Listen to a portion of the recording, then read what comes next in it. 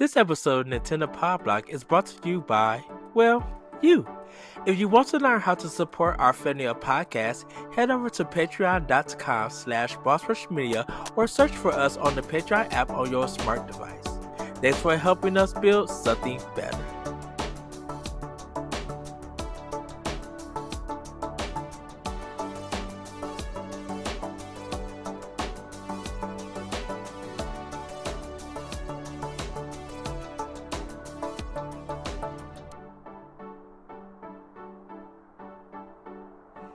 Hello everybody, welcome to Nintendo Pow Block here on Boss Rush Games. I'm your host, Ed Light Excited.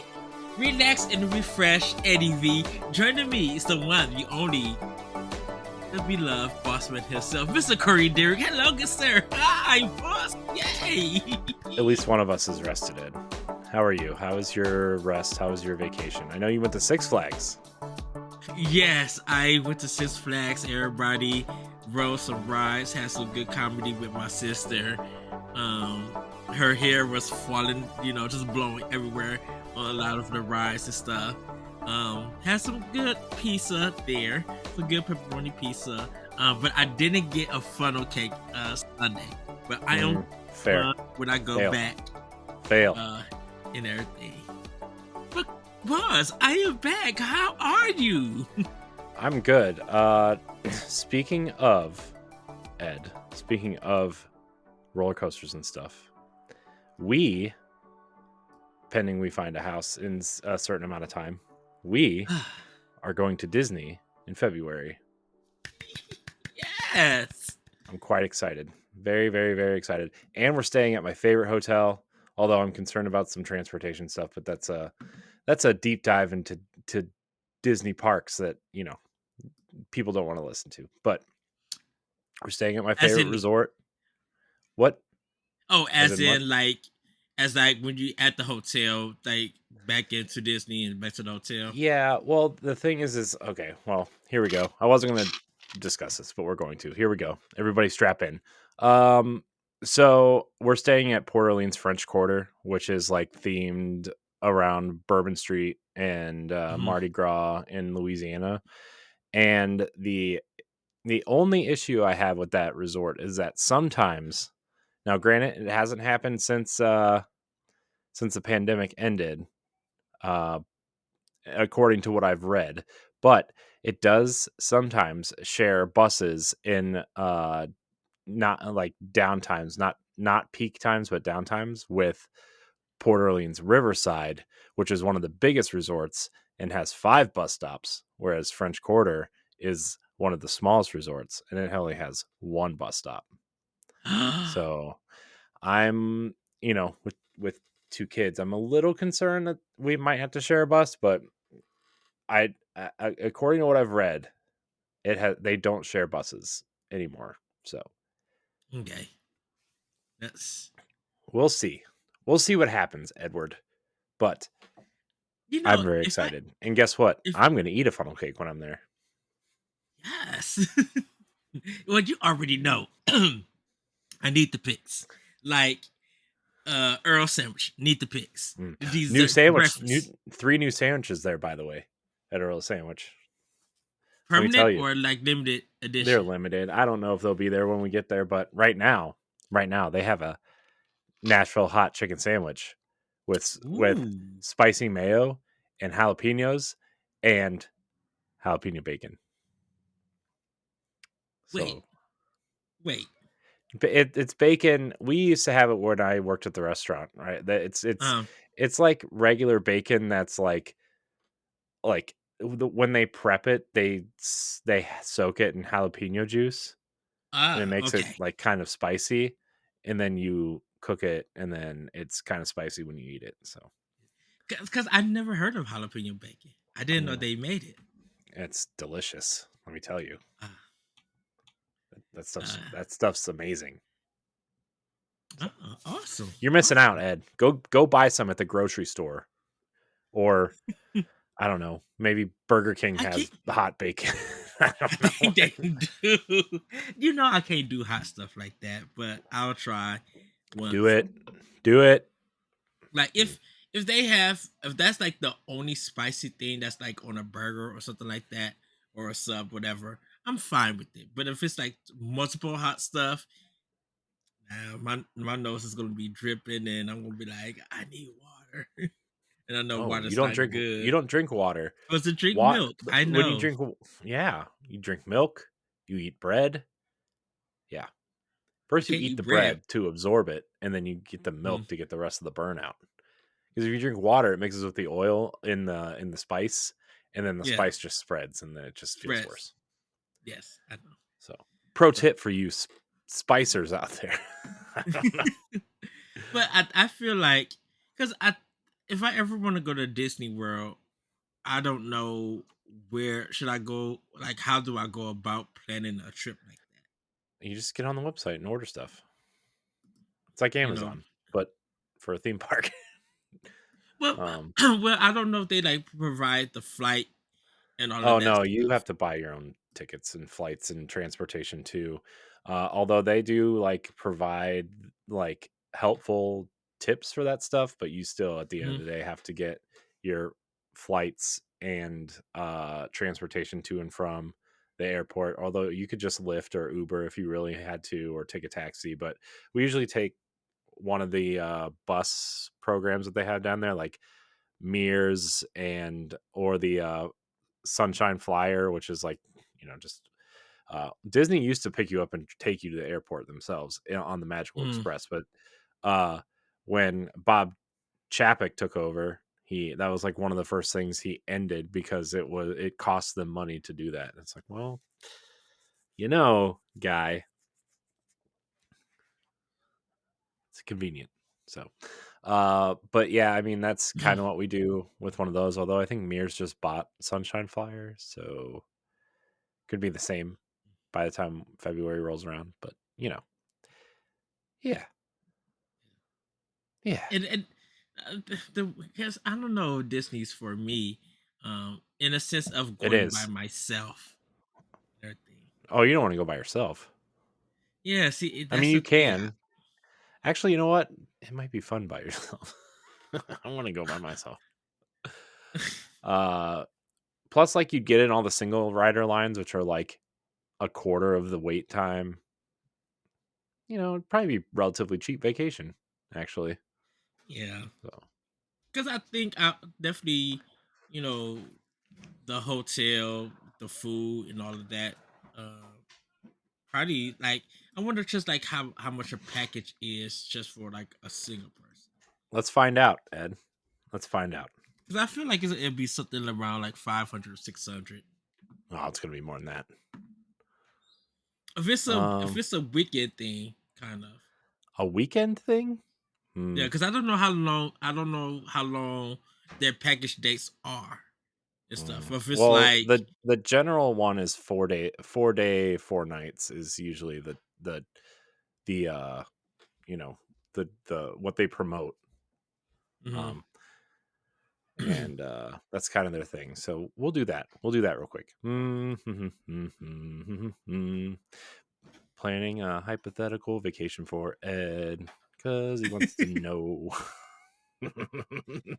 Because I'm just like, yeah, because Yeah. I really haven't been out of Illinois for a while for a vacation. I would definitely love to go. Let's see. Let's go and let's see. Meow, meow, meow, meow, meow, meow, meow, meow. Let's do this. View rates. Do, do, do. It's loading. Meow, meow. This is great podcasting, by the way. Let's And see what to let everybody, go ahead. No, go To ahead. let to let everybody know, we do have some updates for the show, Oh, yeah, that this is we're going to important. I get should to, probably be a part of this. that we're going to get into, and there are some things that we are bringing back, so we are going to have a normal show this episode, just to let you guys know. Um, Let's see. All right, Ed. This is your hmm, hmm, hmm, hmm. There we go. Let's go with this plan. Hmm. So 4 days, 4 nights, and food included. in February because you got to plan like 6 months out. Is $1,103.67. Uh-huh. Yeah, It's about you twelve could hundred probably get it cheaper dollars. than that if you called them. To be honest, their website kind of just is bonkers. Oh, that weekend. That's right. There's a marathon that weekend, so it's going to be more expensive anyway. Gotcha. Oh boy, I don't know what to tell you, Ed. Oh, I mean, it's Vacation's expensive. If you oh, stop, heck yeah. dude, if you stop eating out every day, if you saved up for like a week, you could pay for that. Well, I mean, I'm an just kidding. extra check would handle that. But I don't really eat out that much. I only order when I'm at work. Mm. Okay, I was Yeah. lazy for some days. Mm. I did spend a lot over my vacation though, but I'll get that. I'll I'm get to that. I'm sure you did. I'll get to Um, that when we get to Snack Tendo playing with power. yeah. Snacktendo. All right. So do we want to go over these updates real quick? Yeah, Corey, let us know what the update is Yeah. happening. So if you guys didn't watch the video, the whole thing with the video that I put out the other day is that and I think it's on all podcast feeds too. I wanted to make sure people heard it who listen. Basically, we are with schedules and work and everything, we're cutting back on some of the content that we put out. It doesn't mean we're stopping any of it. But basically on the Nintendo Pow Block side of things, new episodes will remain weekly. Although like this week we're recording on Monday the 21st, and this episode is not planned to come out until the 29th, which is from the day of recording, next Tuesday. So there's actually an episode that isn't on free feeds yet as of the time of this recording. But basically we want to make sure that we have enough time to record and get the episodes out. And so we could have episodes like this. We could have episodes recording on Sunday night, maybe even Monday at some point. But like, our goal is to have a proper Nintendo Power Block episode, a doc, like we have a doc, and go through all of our segments and give you the show that Ed and I really want to do, and you deserve to have, instead of us recording at 11 o'clock at night dead tired trying to get something out because we need to, right?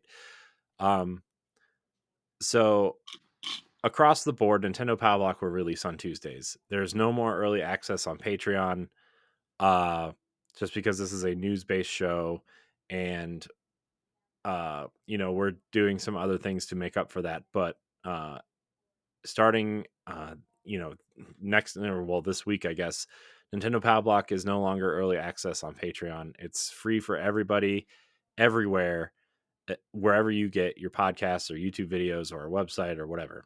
Um, Expansion episodes will be as long as they need to deliver a quality show. It could be an hour and 15 minutes, it could be 3 hours, we don't know, right? It just depends on the week, it depends on the discussions we're having. We don't want to kind of excuse the language, but half-ass a show, right? We want to make sure that we're delivering the Nintendo show that we want to do. And yeah, I mean, that's kind of it.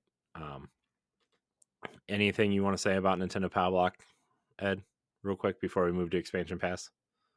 Well, I know our past shows have kind of been like our mini blocks, I should say, where we kind of cut a lot of the content and stuff out, and most of that had to deal with news, um, time scheduling, trying to, and like during the summer when there's not a lot of news and stuff, definitely from Nintendo, it really is kind of hard to make a dedicated show.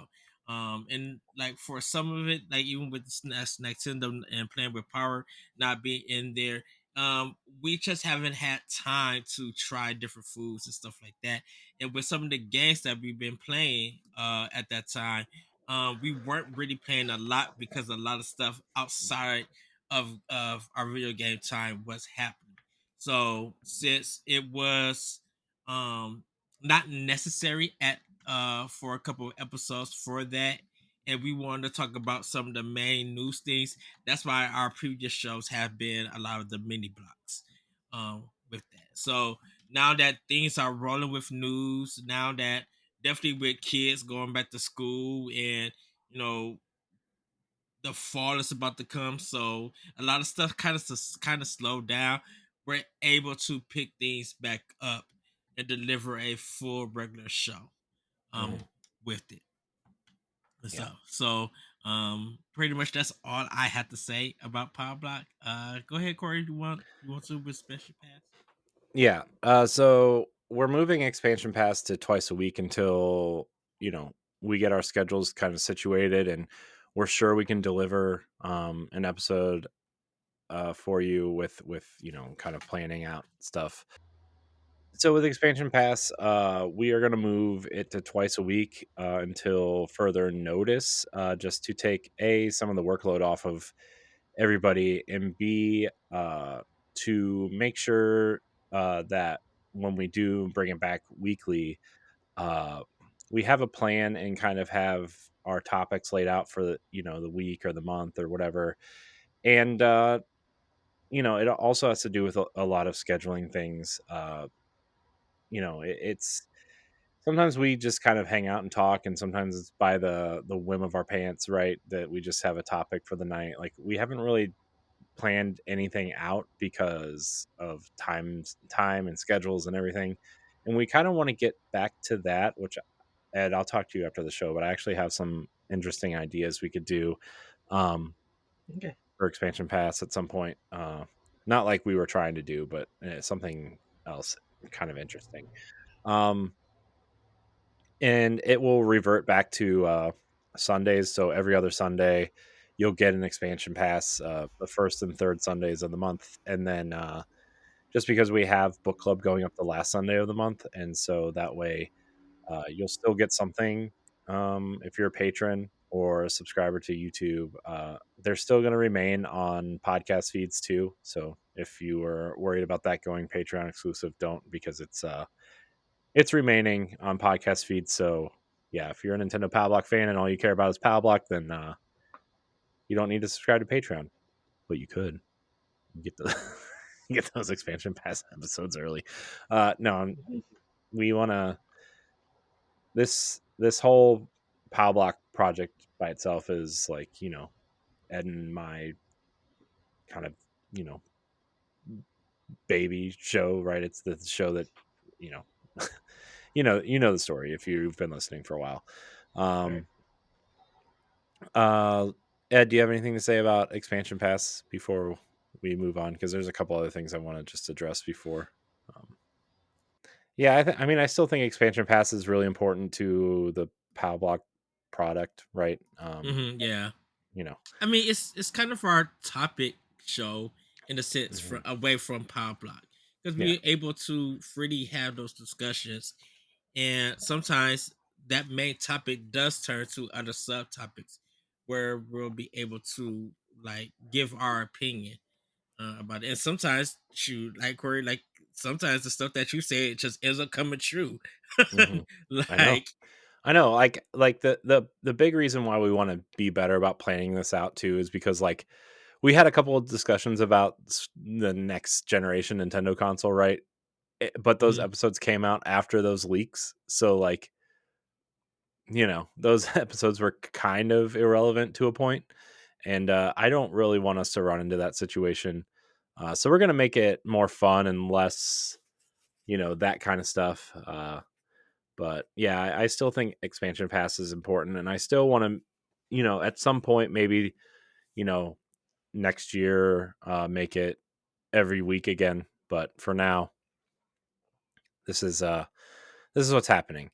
Uh, Also, after, the direct recap show is still staying, right? So every time there's a Nintendo yes, Direct, we miss the Pokemon Presents, I think, by the way, but I don't know if there's anything there worth discussing. Yeah, there really was. And tell you the truth, I still haven't seen it because I'm Yeah, I just didn't either. like I'm like I don't think there was enough there. And no disrespect to the Pokemon Direct side because I do check them out. Um, but I think at this time because Gamescom is happening, Hmm. this week at the time of this recording, I hopefully we get more news, and maybe in September we get a direct. It's Yeah, it's very weird at this time when to predict the direct, because I'm like, do one happen in September, or do they drop it in October before Super Mario Wonder? Like, it's it's gonna like be Nintendo put us in a weird place. it's gonna be in September. So ever since they started the Nintendo Directs, there's only been 1 year where there wasn't a September Direct. I think some like Stealth, Mhm. I think, tweeted it out, uh, and it was like 2016 or something. I'm not 100% sure.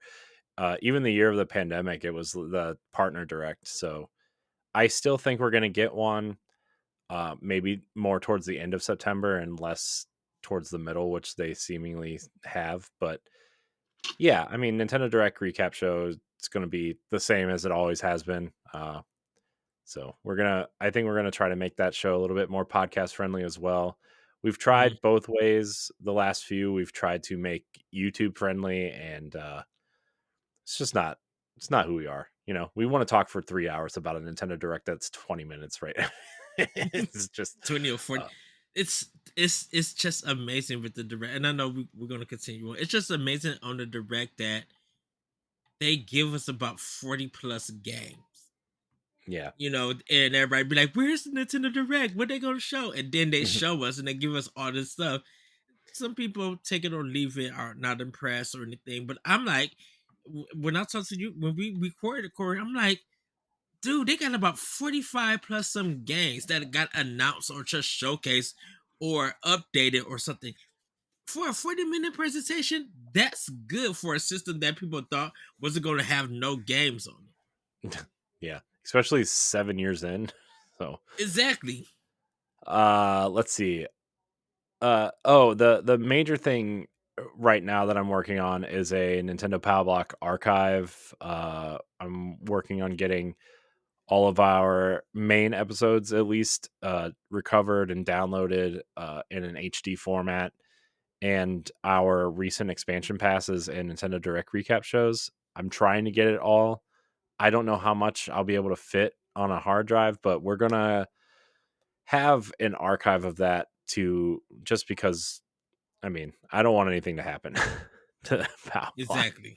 You know, I mean, the other shows I don't want anything to happen either, but I really don't want anything to happen in Nintendo Pow Block. So I'm working on that. It's going to take a couple months probably, since there's probably 600 odd episodes of either POW Block or expansion pass, both old and new expansion pass, direct recap shows, and a couple other things that Ed and I have done over the past, gosh, 8 years, 7 years, 8 years. So we're working on that. We'll have more details on what's happening with that later, but I'm hoping that it kind of goes how I want it to. And overall, just not just with Power Block, but with Boss Rush stuff in general and everything else that we're doing. The simpler is better philosophy is something that I would like to get back to. I mean, podcasts are our bread and butter. We shouldn't be trying to do anything else right now because there's no time, and trying to fit everything else in. It's just, whew, crazy. We're doing a lot of stuff, Ed, and it's sometimes you lose sight of that. But like I'm looking at other people's Patreons, and they give like one or two bonus shows a month, maybe, Mhm. maybe, and we're doing one or two a week. Sometimes three bonus shows a week, plus two main podcasts, and the conversational podcasts we were doing in After Dark and Jump Off Point, and then the bonus shows of Expansion Pass and um, Boss Rush plus book club. It's like we're putting a lot out there, and Yes. yeah, I don't know. So I mean, this has happened before with me, where like my eyes are bigger than my stomach type of deal, and I just once in a while I get those things in my head, and we both do, where we like want to do 975 different things, and then we realize we don't have enough time for those, but we try to do it anyway, and then Mhm. we I it's just so we're trying to do that. And the last two things were I'm going to revive the Pow Block social accounts across the board. It's only going to promote new episodes of things. And I'm trying not to make it too hard on myself or Ed or anybody. So uh, it'll be promoting new episodes of Pow Block, or if Ed or I guest on a show, or uh, you know, one of those things. Pow Block podcasts on all social media platforms, even Threads, and if I get a Blue Sky code, I'll put Pow Block up there. Um, that kind of stuff. LinkedIn, Facebook. LinkedIn is very popular these days. Let me tell you. That's a shot. I mean, Twitter's a hot mess and nobody likes Facebook. So, I mean, where are you going to go? Although, Ed, I did hear that Threads was launching their desktop app finally, which will make it so much Wow. easier to use, you know? Uh, so, and then, also the last thing. I know we want to get to all the segments. Sorry this is taking so long. We're lining up quite a few guests. I already have the first two commitments. We just need to figure out a date where we're all available. So I'm very excited, very very excited. Andre from Crossroads, and he was on the Boss Rush podcast a couple weeks ago. He really really really wants to come on, and then Jess from Zelda Universe wants to come on. So those are guests that we're lining up. They've both been on Boss Rush podcast before, so this will be a nice you know kind of thing. So, but that's it, Ed. Those were my updates. I know it was long winded. Sorry, everybody, but just keep going. I'm going to throw it back to you, Ed. Well, everybody. That was my Got it. throwing. That was my throwing motion. And I got it. You know what time it is. What time is We're it? back to it. It's time for Nintendo. Yes. Ed. Oh, Oh, it's been a while. speaking of snacks, did you see the Good Burger 2 trailer drop today? No, I did Yeah, not. yeah. Well, I saw it on Twitter. It looks like Good Burger. Oh wow, Kenan and Kel. Yeah, Oh wow. yeah. That it must Still have doing been it. finished. It must have been finished before they did the strike and stuff. Oh yeah, probably. I'm sure. So, anyways, Stacktendo, go ahead, Ed. So yes, everybody, we are back to talking about snacks. Um, I'm going to start this one off because I had some Brazilian steak house from What? Fogo. Uh, there's a restaurant in Rosemont here in Illinois called Fogo, and it's a Brazilian steakhouse where you got your salad bar, but they bring out different cuts of meat, and you like give it a try and stuff and eat it, and they go around the table with different meats and stuff and desserts. I had lamb for the first time. Hmm. Not bad.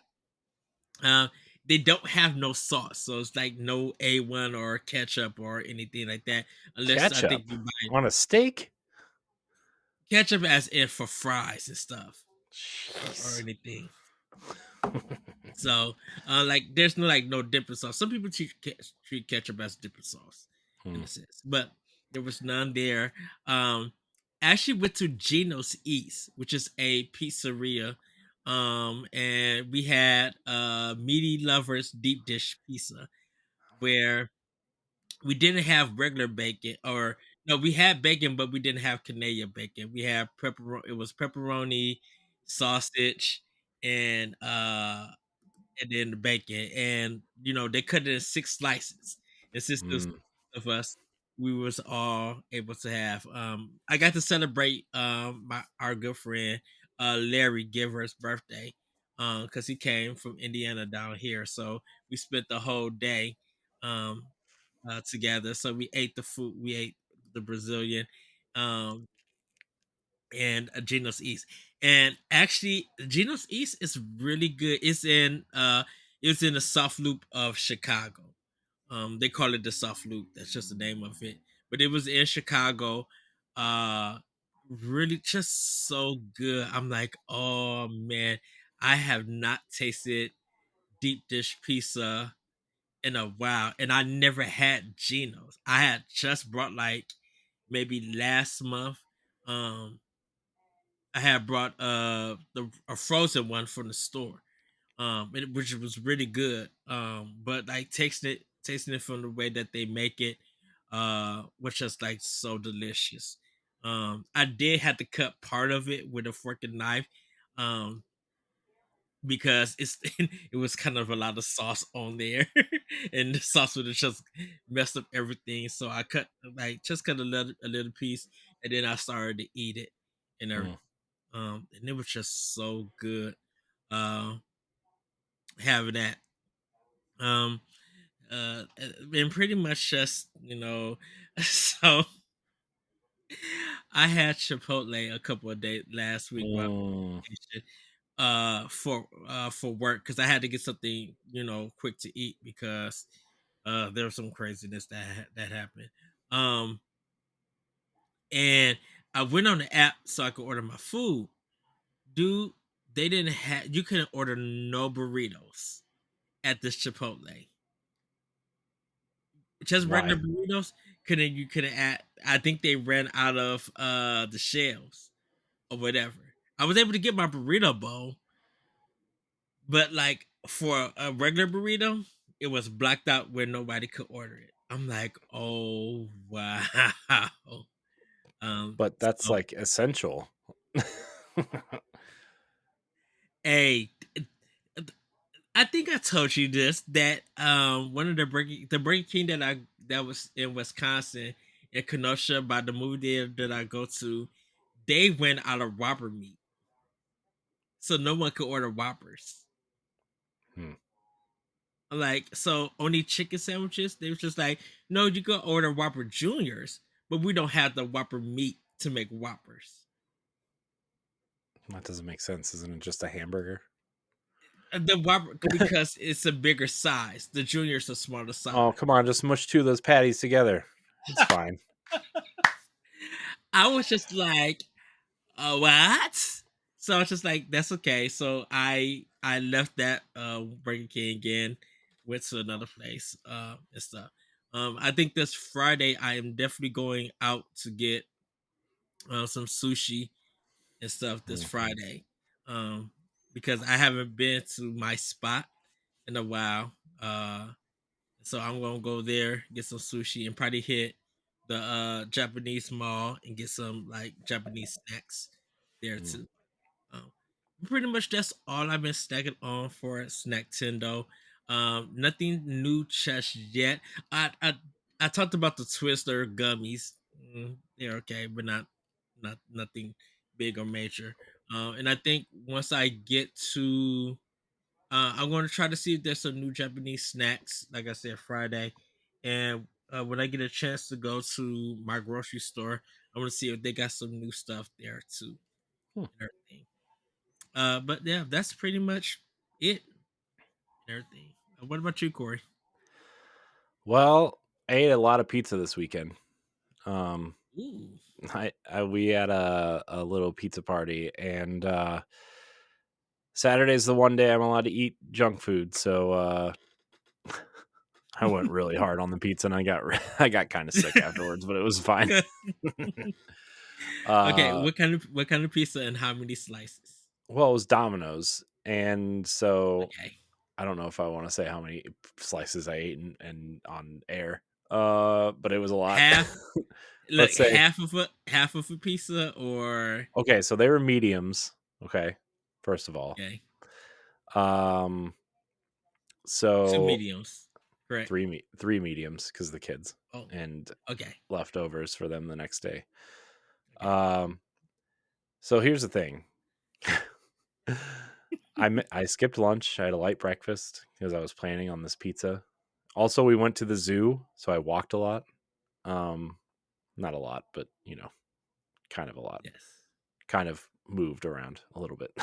um, so I had one one part of the pizza I had was pepperoni and bacon crumbles.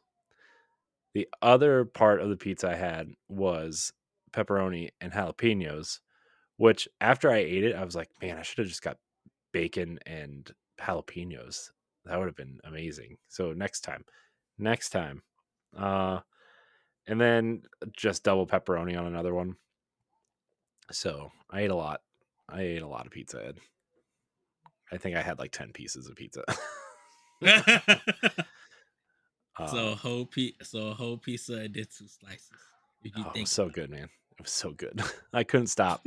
I was actually really full after like 4 pieces, but I'm like, no, I'm going hard. I got to keep going. And then after the 7th piece, I was like, I should stop.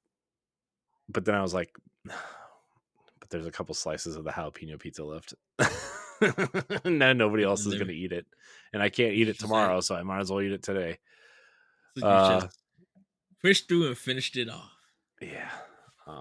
So and then Sunday I ate the allotted amount of food in today. So back on track. But man, dude, that pizza was so good.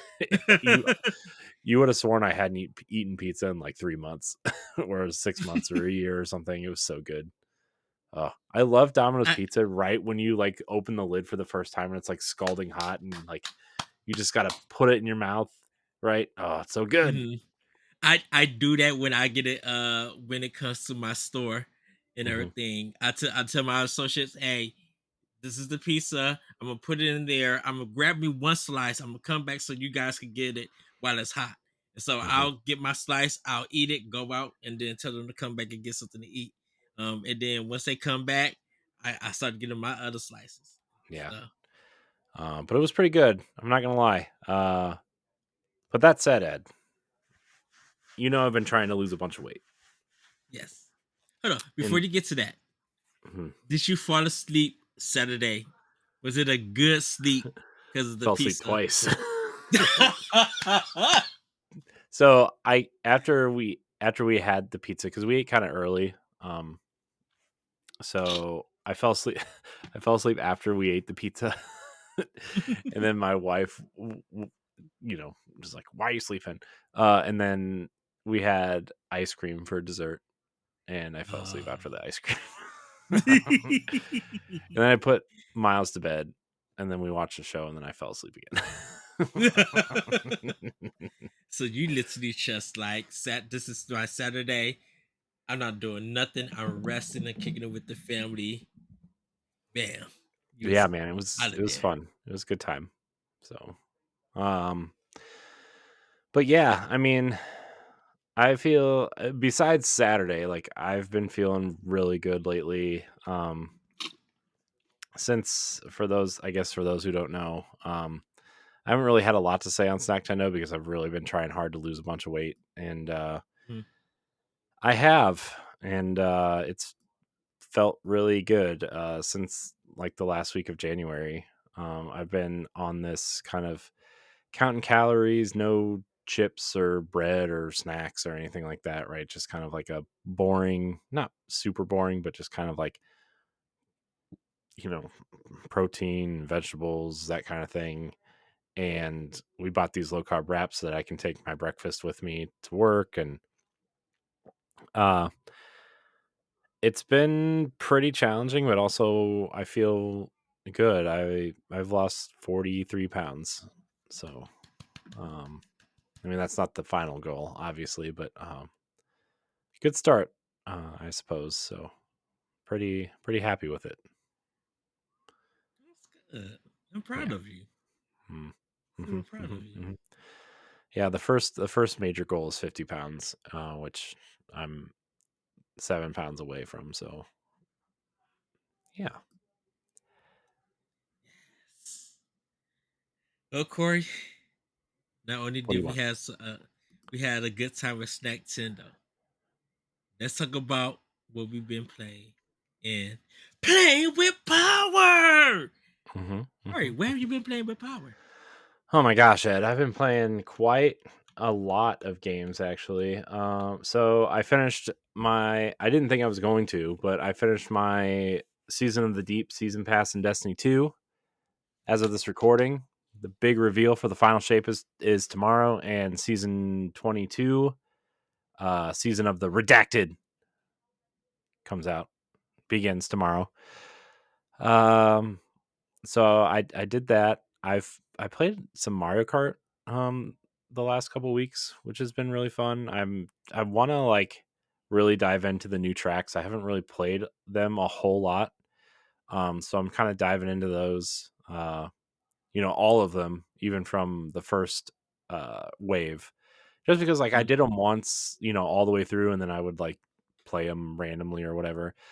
Uh, but man, I gotta tell you, man, Mario Kart 8 is just it's top tier. It's top tier, man. It's an incredible game. Uh, I finished, and now we're moving off of Nintendo stuff. I finished Star Wars Jedi Survivor. Like Nice. I kind of just like mainlined it because this game makes it a lot easier than the first game to kind of just mainline. Uh, and it was a good experience. I think it took me like 21ish hours to beat it. Some parts were some. I'm still stuck. I gotta put it back in because I still gotta install on my Series X.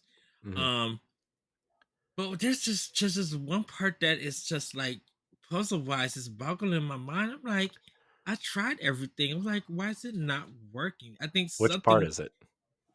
It's goodness. I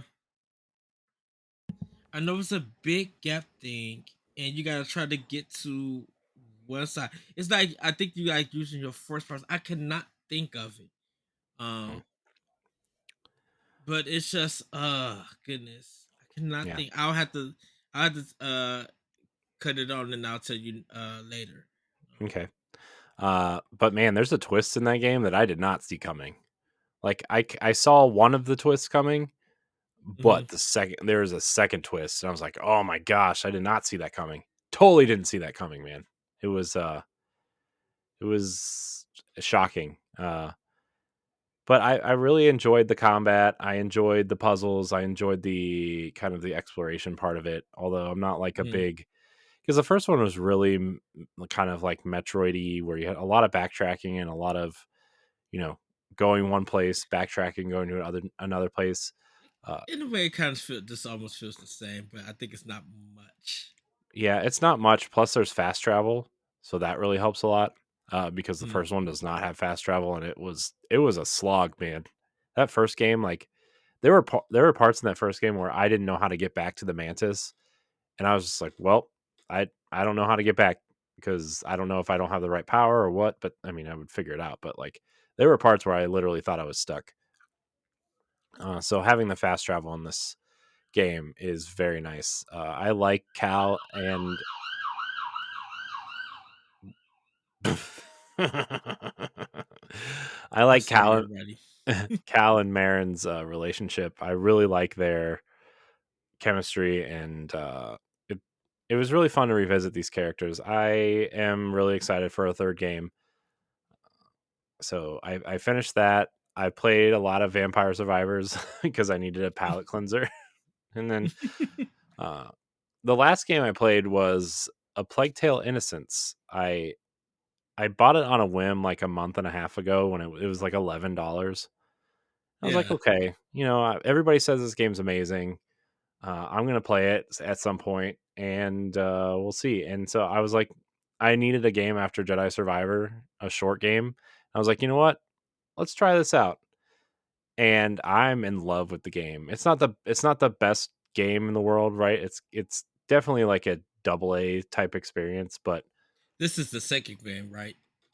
A Plague Tale: Innocence is the first game. The first one. Okay. Yeah.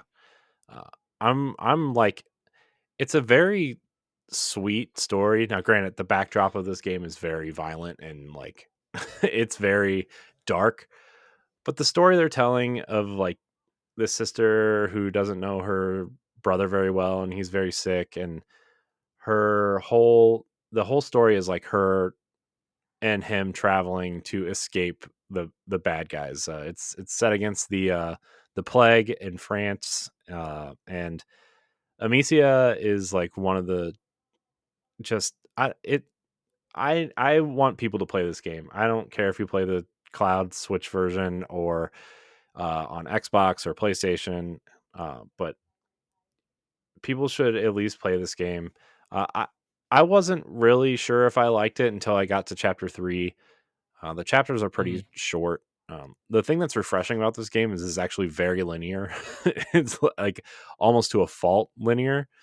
Um, there are some open areas. Also, it's a stealth game, which I didn't know uh, Yeah. before I went in. I mean, light stealth. It's there's very light combat in it, if at all. Like there's a in one of the first couple chapters, there's like a quote unquote boss fight, but uh, it's basically just slingshotting someone and taking them out. But it's a very great game. It's a very sweet story against a dark, dark backdrop. But I really like it, and it's like I want to finish this game so I can play the next one uh, because it's on Game Pass, and I don't know. It's just a nice experience, and I've been playing like one chapter a night. They're relatively short. Like that's kind of what I'm aiming for. Is like okay, it's Hmm. 16 chapters. If I play one or two chapters a night, I can finish it in like a week and a half, whatever.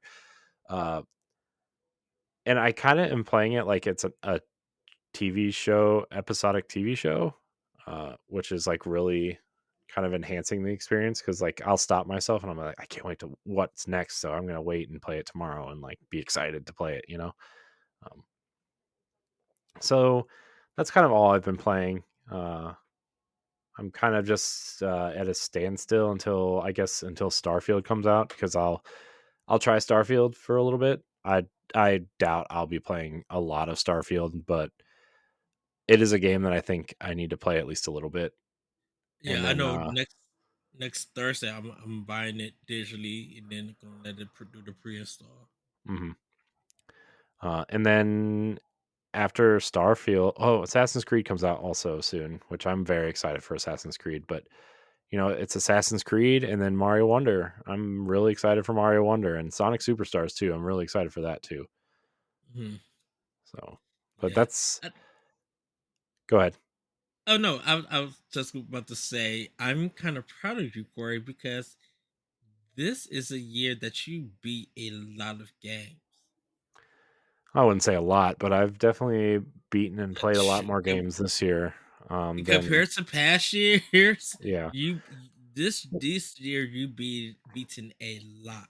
Well, that's the other reason for like a lot of these changes too, right? Is like I feel like I'm going into a lot of podcasts like I'll try to play a little bit of a game before we go in to a podcast just so I can say I played something and there have been Mhm. times where I just especially on Boss Rush podcast where I just skipped saying, "Oh, well, I didn't play anything this week, but we're going to move on anyway, I guess."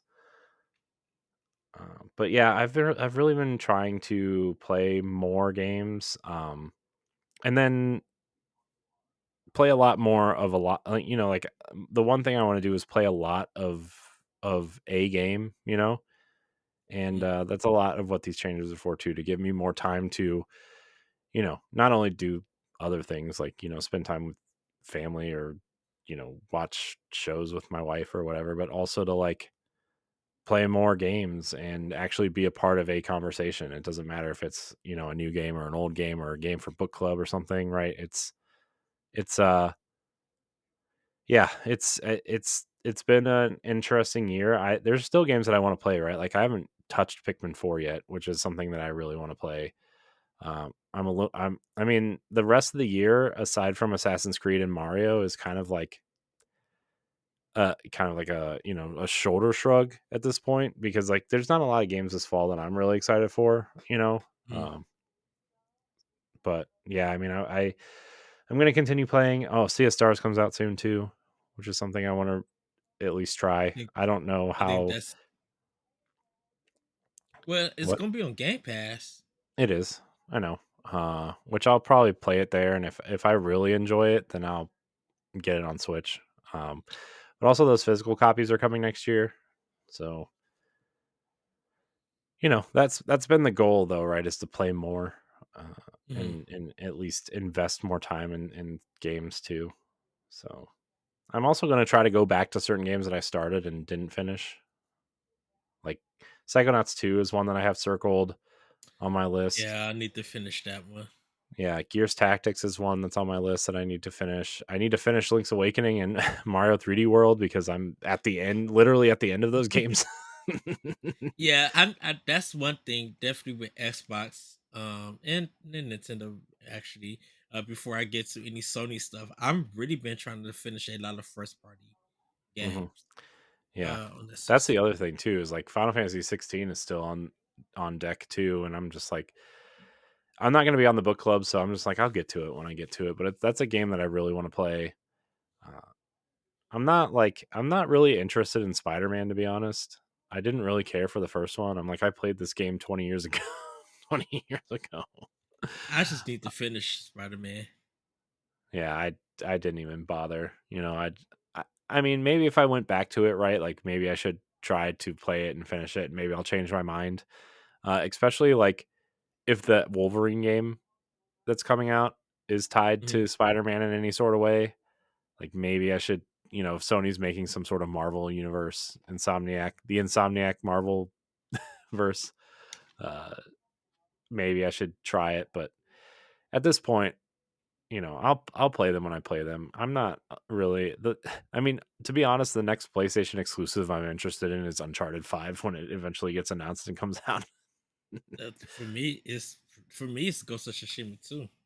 Yeah. Like, See, I didn't play the first Ghost of Tsushima, and I didn't finish Horizon. I didn't finish God of War, but yeah, that's why like before I get my PlayStation 5, I do want to finish some games up on 4, like yeah, those first games. yeah. So, God of War, I don't have to worry about. I'm done with that. Ed, what are you playing? So I completed. I'm still working on Pikmin 4, doing the next chapter. But I did get 100% for all three of the chapters that the main game is gives you. So I'm at the last temple in Legend of Zelda Oracle Season, so I got to work through my way through there.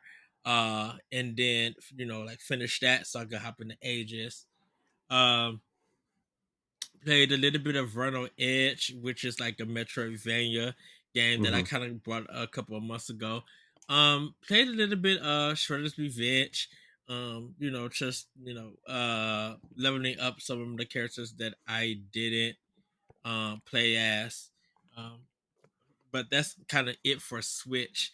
And then I just got back into playing my Xbox because I wasn't playing it because I didn't charge up my batteries for a while. So I just recharged them.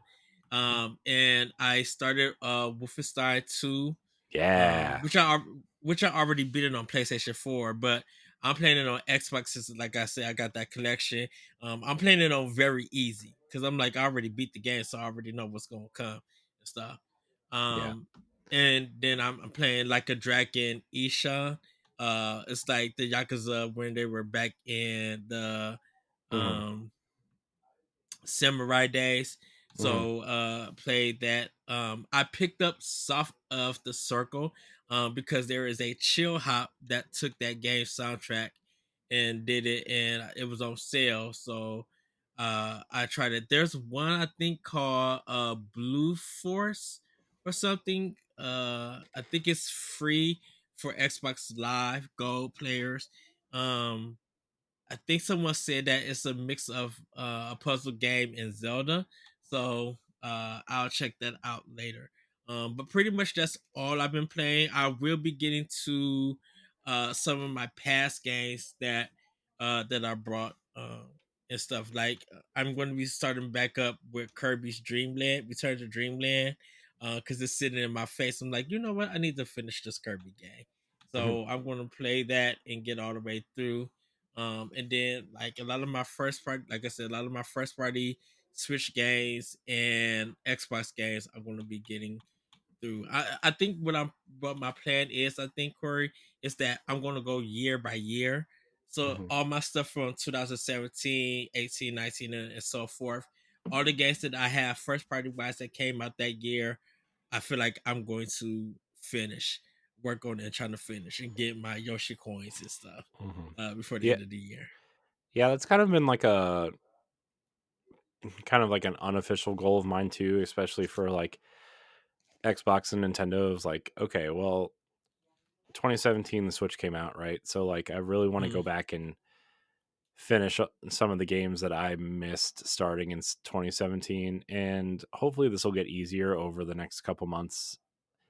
I also want to Mhm. do that with Xbox from the beginning of Xbox One.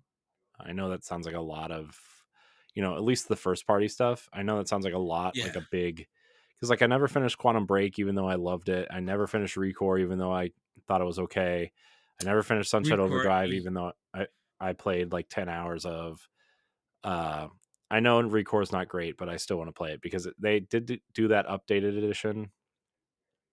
Mhm. Uh, So I do want to do some of that stuff. I do want to try some of the stuff that Microsoft published, but internal studios didn't really do.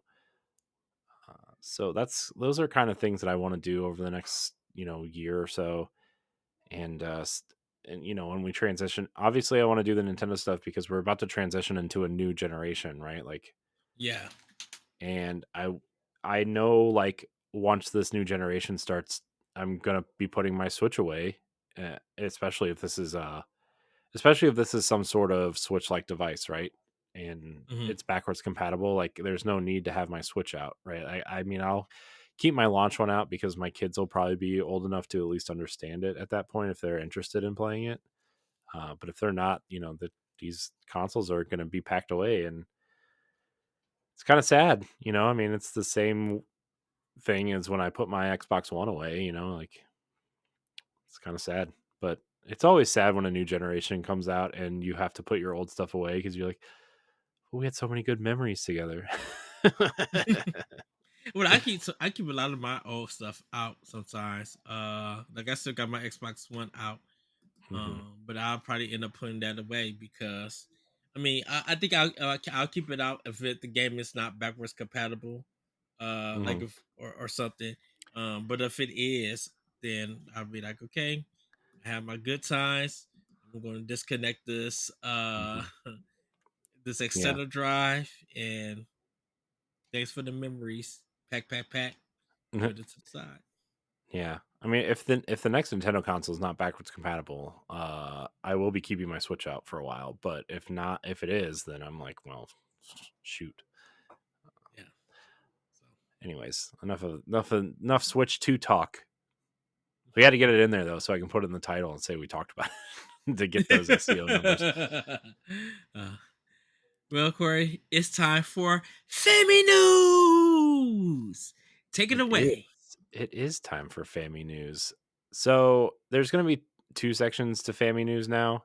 Obviously, the main section of all the Nintendo news. But if there's a story about one of the other consoles that is interesting to us, then there's going to be a section called the other side, which is basically just an Xbox or PlayStation or both, like one story.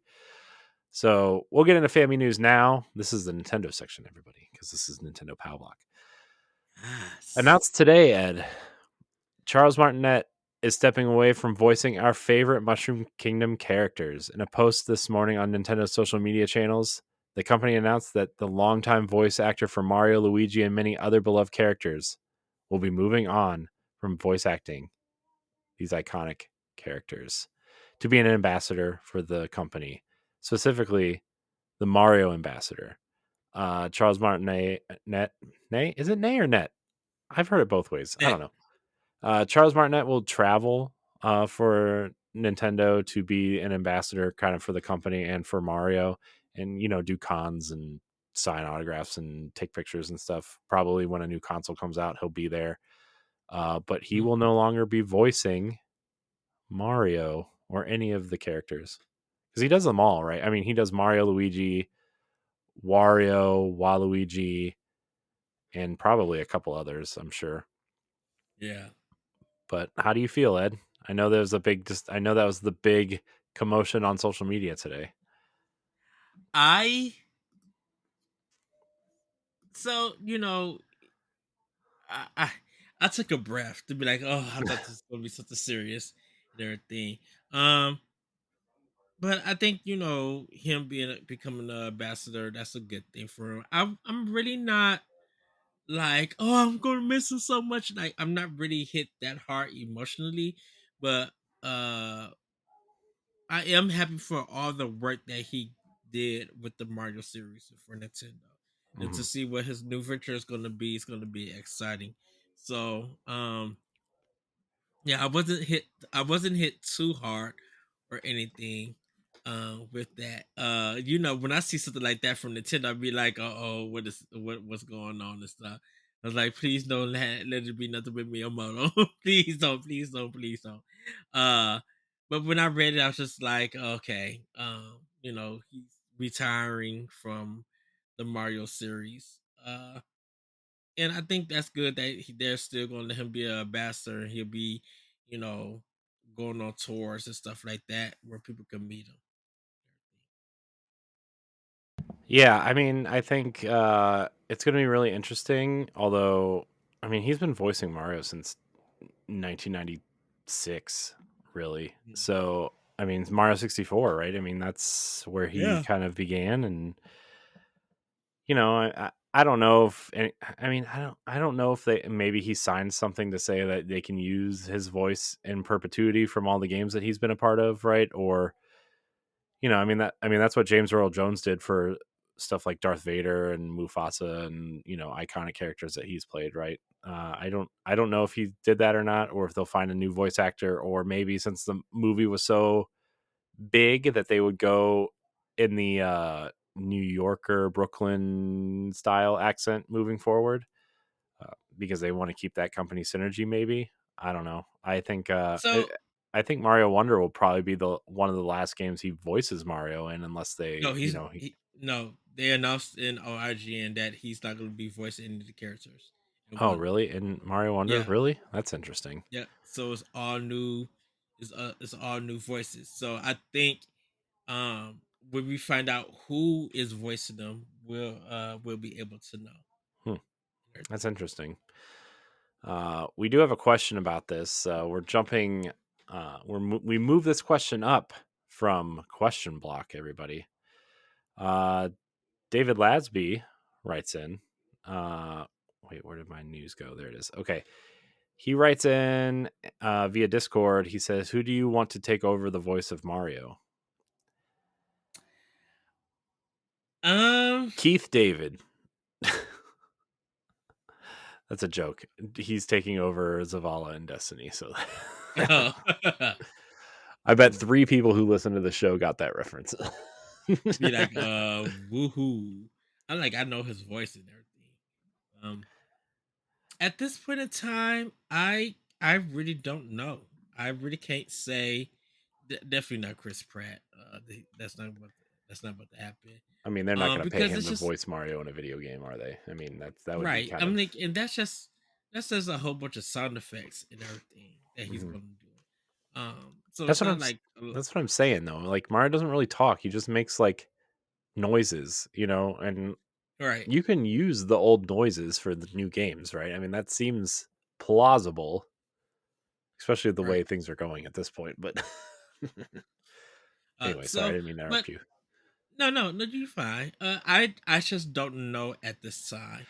Um, uh, Not even from anime voice actors or anything. I think they're just gonna find someone like do auditions, or they already found who the new person is, but they can't reveal it until the game comes out. Because that's kind of happened with Xenoblade Chronicles 3, where a lot of their games, just like a lot of the voice actors can't reveal themselves until the game comes out. Yeah. So I think they have someone, but we just don't know who they are till the is revealed. So at this time, I really don't have an answer for it. Yeah, I mean, I don't really have an answer for it either. I think they need to. I mean, I trust Nintendo, but I think it's just going to be somebody a little bit maybe, I don't want this to sound mean, but like a little bit younger and somebody who can do it for the next 20 years since he did it for Hmm. 25 plus years, you know? Uh, but also, like, if they do move in a new direction where Mario might start talking more, they might just want to get somebody who can deliver some sort of, at least some sort of lines during the next game, the next big 3D Mario game, like, I don't know, man. This is still like super fresh to us at this point, and there's a lot of good voice actors out there. I mean, look what they did with Breath of the Wild. What I Hmm. assume they're going to do with Metroid Prime 4, with what I assume they're going to do with, uh, whatever the next couple games are. I mean, does that mean that he's not voicing Luigi in Luigi's Mansion? Like, does that mean, I mean, there's a lot of things to still question about this. I mean, it's weird. It's going to be weird since I've been hearing this man's voice since I was 9 years old, right? 10 years old, playing this character. It's going to be weird. It was weird when I watched the Mario movie a little bit, but I don't know. We'll see. But Yeah. I think we all can say that we appreciate his work and his efforts bringing this character to life, especially in the 3D space, and how magical that was the first time we heard Mhm. Mario in Mario 64 when he jumped out of the warp pipe, right? And when you do the triple jump for the first time, or when you jump, go to the top of a tree and do the handstand and jump off, or various sounds and voices and stuff over the years. So um, Charles Martinet's run as Mario's over, but never underappreciated. Right. All right, Ed, should we move on to the next one? Let's move. Let's do it. This is something that we talked about maybe a week ago, maybe a little bit less than that. Former Xbox community guy Larry Herb, aka Xbox Live's Major Nelson, or formerly of Xbox, visited Nintendo's HQ the other day, with many Nintendo fans speculating that his next quote unquote chapter may be with Nintendo. Uh, though we know that obviously Nintendo's American headquarters are literally right across the street from Microsoft's, and he could have just been visiting. This has a lot of speculation going around. His badge did say visitor. He was there on August 18th or something, I want to say. So I guess it was Yes. a couple days ago we talked about this. But should we be reading more into this as Nintendo fans? Do we think he's coming over to do something, or is this just like a nice, happy whatever? I think this is a nice, happy thing. Because no knock against Major Nelson. I think Nintendo doesn't need him. Um, and I think he's done so much work for Xbox. Uh, whatever his new next adventure is going to be, whether it be game related or not, I think he wants to probably take a break from doing anything game related. So, with the good relationship that Microsoft and Nintendo has, it's cool that he comes and be able to visit. I feel like Phil Spencer them visit Nintendo headquarters, not as much uh that I that I that most of us would think, but I have a feeling that Phil Spencer goes over to Nintendo, and talks to him business wise or something, or visit and everything. So I don't really dig much into it. And everything. And of course, Major Nelson also just said, just visiting, dot, dot, dot. Like, you Mm-hmm. know, nothing to dive in to be like, oh, I'm going for a job interview or anything. I don't see Major Nelson going to Nintendo to like not betraying Microsoft or anything. But I think he, just went there to go visit, probably talk to Doug Bowser and all of that stuff, um, Mm-hmm. and everything. Like, I think it's just a personal thing for him. Yeah, I think it would be really interesting for him to move on to Nintendo, though. I mean, he did such a great job with the Xbox podcast. He did, I mean, he could do really well on the Nintendo Power podcast with Chris Slate. Like, that Hmm. show, like, as much as I want to like that show, I mean, they could really use like a co-host on that show Like Chris Slate's a good host, but like there's like a rotating cast. Also, they can make it more than once a month. I get the idea of having the Nintendo Power podcast once a month, right? Because that's obviously what the magazine was. But I think it would be interesting to have him help co-host that, maybe kind of grow the community the way that he grew the Xbox community. Like, I know he's kind Mhm. of been less and less the face of Xbox over the last decade or so, but like you can't deny, especially like when Xbox Live came out, and especially in the 360 days and the early Xbox One Oh days, he was yeah, the face of Xbox, right? Like, he put out that work during the 360. yeah, and like the Major Nelson blog and his the Major Nelson podcast, which became the official Xbox podcast, right? Like he did a lot for Xbox, and Yeah. built that community and made that community loyal. Really, I mean, like, I mean, Xbox. Let's not sugarcoat it. Xbox has had some downer years the last decade or so, right? And he Hmm. kept that community together, and he was a big part of that. And I know, like, Jeff Rubenstein and who's the other co-host, the girl that co-hosts the show with them. Gosh, I always forget her name. I think her name's Rebecca. Um, she co-hosts the show, and they're great, and and Malik is there, and like they have a great community team now, right? And he's able to step away because of that great community team. Stein, obviously on social media, is great. And obviously like Phil and Sarah Bond and Aaron Greenberg and Pete Hines from Bethesda, Todd Howard from Bethesda. Like there's a big team there that can be the face of Xbox now, that he doesn't have to do Yes. that. And it would be really interesting for Nintendo to have a more public facing community person that I think, I mean, I don't know any community people for Nintendo, right? I mean, Nintendo is so private. I mean, it's the complete opposite of Xbox.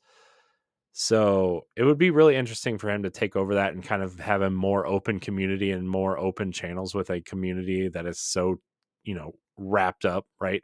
Not like Hmm. announcing games before they're supposed to or anything, but just like make the community feel like they're a community and not just fans. Because that's one thing Nintendo's Right. not very good at, is like, yeah, we're all fans of Nintendo, but I don't feel like a community with other Nintendo fans the way I do with some Xbox people, right? Um, and also with like a product launch, he's very good at, keeping morale high and being excited for a product launch. Like that'd be a really interesting get for Nintendo. I know Major Nelson. Did you know he's like 65 years old or 62 or something? I didn't know that. I knew he Yeah. had the gray hair because of the picture. I'm like, oh, he cut his hair and everything. I'm like, how old is this guy? Yeah. He's, oh wait, that's not the right layer. That's not the right layer here. Uh, let's see. Hold on. I gotta get this right because I don't want to make him older than he is because he still feels like super young, right? Like, uh, Yeah, man, I don't know. It doesn't say because in I here. know This he. is weird. Yeah, because I knew he was older. Um, Yeah. but I didn't know that he was like up there in age Yeah. and stuff. Because I think he's been with Microsoft for so long Yeah. and everything. Yeah. So yeah, I mean he's an icon, and that would be a really big get for them. Even if it's just for like the next 10 years, just to Hmm. have someone that's a stable community guy and knows how to keep Now, people excited. I would tell you what would be the a big story if that happened. Bill Trinen left Nintendo to go to Microsoft. That would be Yeah, huge. but dude, Bill Trinen is so important in Nintendo. Like he's And their I like know. translator guy. I mean, like that'd be great Yeah. for Xbox to try to get Japanese companies in the door, but Bill Trent, I mean, dude, he's Miyamoto and Anuma's translator when they come over. Like Yeah. he's the translator. He's He's not going anywhere. he he's even though he's like in the background, in a point like Major Nelson, he's been a big figure for Nintendo. I mean, yeah, Reggie Fils-Aimé was too, but I'm like, Bill Training, like he That's the started thing. off doing some of the Nintendo directs and stuff, and I so mean, he was he did the whole treehouse for Breath of the Wild. yeah. So he is Hmm. or was part of the face of Nintendo. Like Hmm. his role is very important. We don't see a lot of what he's doing because he's probably just like work Hmm. for him probably just got crazy with the Yeah, success of Switch. yeah, and that's the thing too is like they never really replaced Reggie, right? I mean, no offense to Doug Bowser, but he's kind of boring, right? He's no Reggie. um, and like Reggie was the face of Nintendo for so long, and Nintendo hasn't had a Yeah. face of the company, in forever. And I know Major Nelson will always be the face of the Xbox community, at least for another few years until people kind of grow out of that or kind of forget or whatever. But like he would be a pretty good face to have for a little while. I mean, I kind of thought that Kit and Krista were going to be that for a while, and then they obviously left to do their own thing. Um, Yeah. but yeah, man, I don't know. This could be really interesting. It could get it would be like almost like a infiltration of Microsoft into Nintendo to have like a better relationship with them for future whatever, right? Like especially with like Call of Duty and the Mm. Activision acquisition and uh and maybe even trying to get Game Pass onto whatever Nintendo's next console is, some sort of curated version. Be interesting, man. I mean, all this clearly is hypothetical and fan wishes and whatever, but like it'd be interesting. It'd be I really mean, interesting. would you? I mean, but which I don't know. If we should do this expansion pass of a trade of A trade? Microsoft get yeah Microsoft get Bill Trinen and we and Nintendo got Major Nelson. Oh god. Like, how would that look? Or someone from Sony, the past Sony days, came in to either one. Okay, Bill Trinen goes to Microsoft, Major Nelson goes to Nintendo, and two people who used to be work do Sony PlayStation goes to either one. Like that would be kind of be insane. Hmm. I don't know what their roles would be, but I think the talk community talk would definitely be big. Microsoft and them talking about Bill Trinen, getting them. Oh, they they would be like, "What are we in for? We know what we have with Bill Trinen, but what would Microsoft be in for? Hmm. Because Microsoft had the one guy from the indie games Hmm. and stuff. Yeah. When he was doing the Nindies and stuff, he left and he went to Microsoft. Dan Adelman? Is that I no? think so. Yeah. That's Um. is it? No, I don't think that's right. No, it was the black guy. No, Um, no, it was a white guy. was it? The black guy. Yeah, the black guy came over the Nindies after what's his name left. Oh man. I'm looking it up. Because when they were doing the ID at Xbox, he had showed up, and we were just like, "Oh, that's the guy from the Nintendo Direct." Um, yeah, I'm. All this is saying no. Let's see. Hold on. Um, So, I mean, that would literally be an interesting. I might have to ask that question to Luke Lore and see what he says for XCP. To be like, if Nintendo got Major Nelson and Microsoft got Bill Trinen, what do you think you guys would be in for? I mean, I don't know. All right, we're moving on. We are moving on. Speculation. Ed, we talked about this like right when you went on break. This was the first story we added to the doc actually, and it's just kind of Mm-hmm. moved it down just because. Uh, any other week, this might have been the number one story. Speculation Yeah. revolves around Mercury's team as the studio says they are, quote, hard at work on two new projects. Ed, what could they be? I mean, clearly one is a Metroid sequel. I think. I think that's probably the worst kept secret is a 2D Metroid sequel. I don't think so. I do. We'll get it. A We'll thousand get into percent. it. 1,000%. We'll get it. The other We'll, one is the other one's probably some sort of 2D Konami game, like a Castlevania game. in you want to read the story to him, Corey? No, but I will. Let me open the link here. Let's see. This is from our friends over at Video Games Chronicle. Metroid developer Mercury Steam is working on 2 unannounced projects.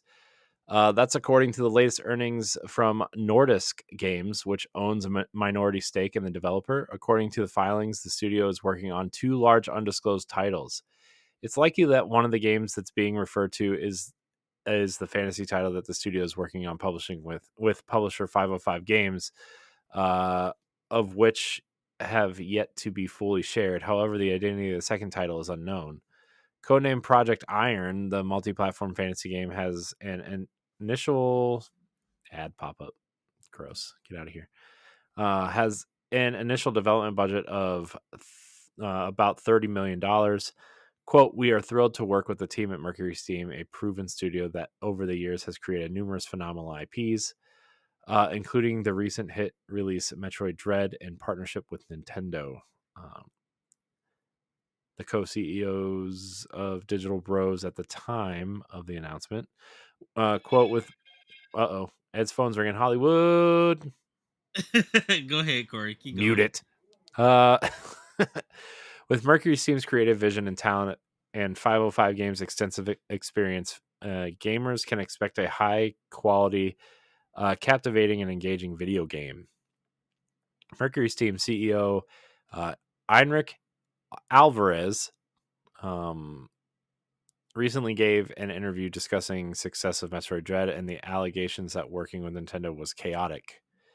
Speaking to Game Reactor, Alvarez spoke of working with the publisher on the Metroid franchise. Quote, we have an excellent understanding of each other. It's fair to say that over time we became friends, and they are super talented people, super hardworking people. They have a work ethic that is unbeatable, and they are open to accepting new ideas and trying them. In 2021, it was alleged that the development of the game was, quote, chaotic. However, in response to this, Alvarez has pointed to the game's success as a rebuttal. Metroid Dread is the franchise's best-selling game. Although public sales data for the entire Metroid series is hard to come by, it is, after all, 35 years old. No Metroid title has ever been reported to sell more than 3 million units. Retro Studios claims in 2007 that Prime 1 and 2 sold over 2 million units. The Metroid... Okay. So, I still think one of them is a Metroid game. I didn't know about this fantasy title. But yeah, I think one of them. I mean, clearly they want to do something a little bit more ambitious than a 2D Castlevania or Metroid game, right? I mean, they've done 2 Metroid games, and before that they did the Castlevania Lord of Shadow, the 2D game that they made for the DS, 3DS, DS, one of those. And so I think they want to try something a little bit more ambitious, but also it sounds like they want to keep that partnership with Nintendo going. I still think it's a 2D Metroid game. They are very good at it. Obviously, based on the 3DS game and then the Switch game, right? Like they are clearly very good at it, and Nintendo clearly likes to work with them. So I think that's what's happening. So I don't think so. I think Of it's course you don't. another You still think Arms 2 is third-party coming. game, and I believe that. But this is the thing about it, because I feel like Mercury Steam is they got their reputation back in a sense after that last Castlevania game that they did on PS3. Yeah. Before they started doing the Metroid games. Mm-hmm. So now that they kind of got their reputation back, I don't think they're working with Nintendo just yet, because I think they're going to start working with them maybe, I would say, the second year when their next gen system is released, because definitely when their next gen console gets announced, they're getting a dev kit. Like like They there's might. no I doubt mean, that they might already Nintendo's have not going one. to They might already have one. see. see, that's what I'm iffy about that. I know they said key developers and stuff, but I don't know if Mercury Steam. Yes, Mercury Steam has a good partnership, but I don't know if Nintendo has seen them as a key developer just yet. I know they see them as a developer they want to continue to work with. So Hmm. yes, we're going to give you one, but I don't think they're going to give them one just now. Because like yes, Dread being very successful, Metroid 6 I feel like it's going to take time for them to do. Definitely when Metroid Prime 4 is on, Hmm. aka the horizon, once we Yeah. see more of it and get a release date and everything. So I just feel like Mercury Steam, they are going to uh be working on another project, but we didn't even know that they were doing Dread. Like they Mercury Steam went ghost Yeah. after their last like interview. Like even after Seven's return, they said they was doing a game that they wanted to release by themselves. And if they released it, they did. They went ghost after that. And then when Dread got released and we seen it in action, I'm like, oh, so that's what y'all been working with. Hmm. Okay, now I understand why y'all went ghost all that time, because y'all was working with Nitty, and you know Nitty keeps things does their best to keep things quiet. Okay, cool. If there's two unannounced games that the Nordisk Games, their filing company stuff, is announcing, it's definitely not a Nintendo game. Nintendo be Hmm. like, don't even say nothing. Now, after their two games come out, you know, they probably are working on the game with Nintendo, but just not now. So that's why I think their next game, the second game that they're working with, is probably another third party game that's gonna probably be multi-platform or PC only. Who knows? But I definitely don't think it's with a Nintendo game at this time. I mean, I see your point. Like, I do think. I mean, I think another 2D Metroid game from them is coming. Oh yeah, Maybe it's part of this. Maybe it's not. Uh, and you did make a good point, and I kind of kind of forgot Metroid Prime 4 was a thing. So like they're not going to put out a 2D Metroid. Well, I mean, I guess they have before, right? I mean, Metroid Fusion and Metroid Prime came out on the same day, right? So uh, may bonkers on that. I here's the thing though. I mean, they're not doing two consoles anymore, right? I mean, they're only sticking to the one hybrid, so they're not going to release two Metroid games on the same day. Right. But I wonder if people are actually more excited for a new 2D Metroid game and not Metroid Prime 4 at this point. I mean, Metroid Prime Remastered was great, and I do Mhm. expect the other two games to be coming within the next year before the next console. But and this is a big but. I think that Dread revitalized everybody's love for 2D Metroids, and Mm-hmm. Yep. I think a Metroid 6 would be way more. I think people would be way more enthusiastic about Metroid 6 than they would about and than they would be about Metroid It's Prime 4 at this and point. they announced. I mean, they said that once they get start working on Metro 6, it's a new story. It's completely Hmm. brand new and Yeah. stuff. Now, if I was to give in to this story, and they said they were making something for Nintendo, I think Mercury Steam is making Donkey Kong, a 2D Mm, Donkey Kong. yeah. Rare, I mean, not rare. Retro's too busy with Metroid Prime. And so, if there is a want for a new Donkey Kong game, Mercury Steam got it. Because everybody else is probably doing like Mario Luigi or a remake, Link remake, or HD remaster or something. Like, if we are still in thinking about games going forward, just still on Switch, the Hmm. other partners developers that they're working with is still on there. Now, Hmm. if their next gen system is like with development kits and stuff being out, I can see nothing being said from Platinum. I can Hmm. see nothing really being said from Bandai Namco or Square Enix. Hmm. Uh Grezzo, I could see them nothing being said with them. Um I don't know what Treehouse is doing or anything if they're localizing something.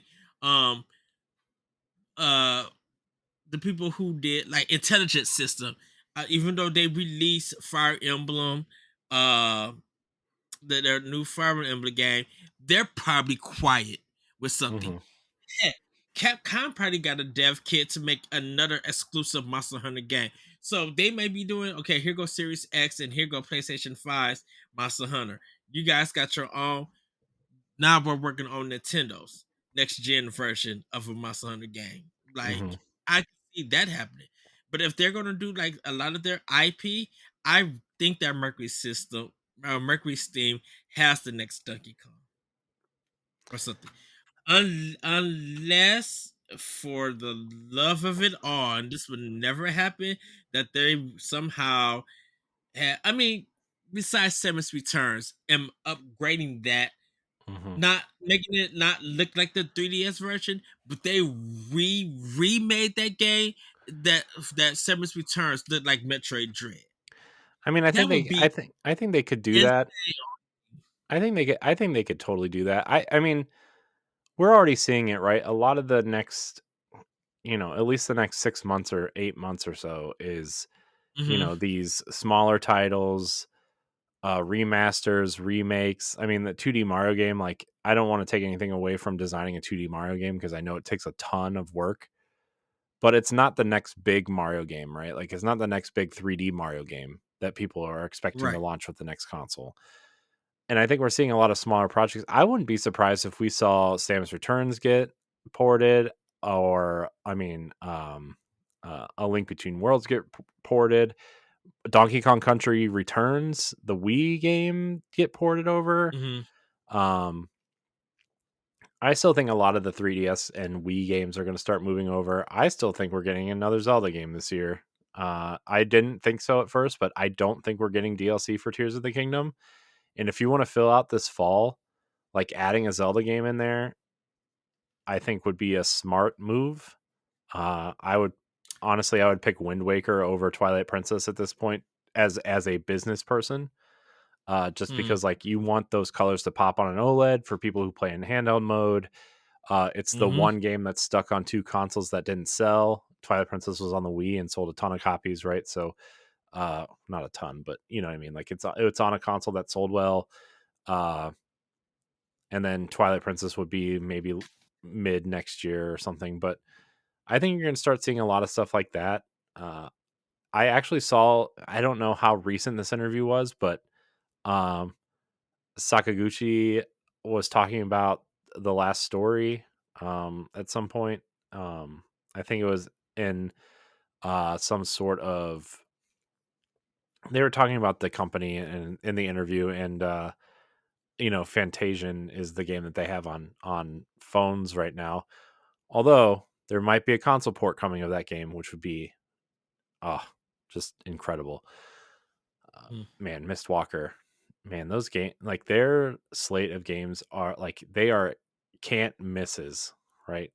Lost Odyssey on They Xbox is incredible. Last Story for Wii is incredible. Like, they just need the marketing and the exposure I mean, I think the for the Switch would have been a perfect console to have those remasters come out. oh heck yeah, dude, last story HD Uh huh. hit a switch. Even though this is a year for RPGs, like a crazy year, dude, if you brought that game out next February or Hmm. next March, when Hmm. it's kind of, or even January, when it's kind of like cooling down for JRPGs, Uh huh. dude, let that get, if that game was the leading game for JRPGs for any console, that mug is going to sell. Dude, that game was amazing. I mean, and it didn't because it came out so late in the Wii's life cycle. Mm-hmm. It was part of the three game. What was it called? Operation Rainfall or whatever to get those Yeah. three JRPGs that weren't going to get ported. It was that. It was Last Story. It was Pandora's Tower, I think it was called, Power. and then Yep. Xenoblade, and Xenoblade's the one that took off. And Yeah. I'm going to be 100% honest. The Last Story is way better than Xenoblade Chronicles One, in my opinion. Uh, but nobody bought it, and I mean, and then they resorted to making And phone and games. So and I understand why nobody bought it, because there was such a limited release. They didn't do no pre-orders for it. You I literally pre-ordered people were mine. asking I you pre-ordered the got collector's lucky. edition. You really got lucky because like even GameStop, Best Buy, nobody was asking for pre-orders Well, or offering I pre-ordered that my game. collector's edition from GameStop. I still have the receipt in the in the box. You Uh, you you literally got lucky because none of the GameStops was offering it here. well, the thing is like GameStop had the exclusive pre-orders on Last Story and Xenoblade.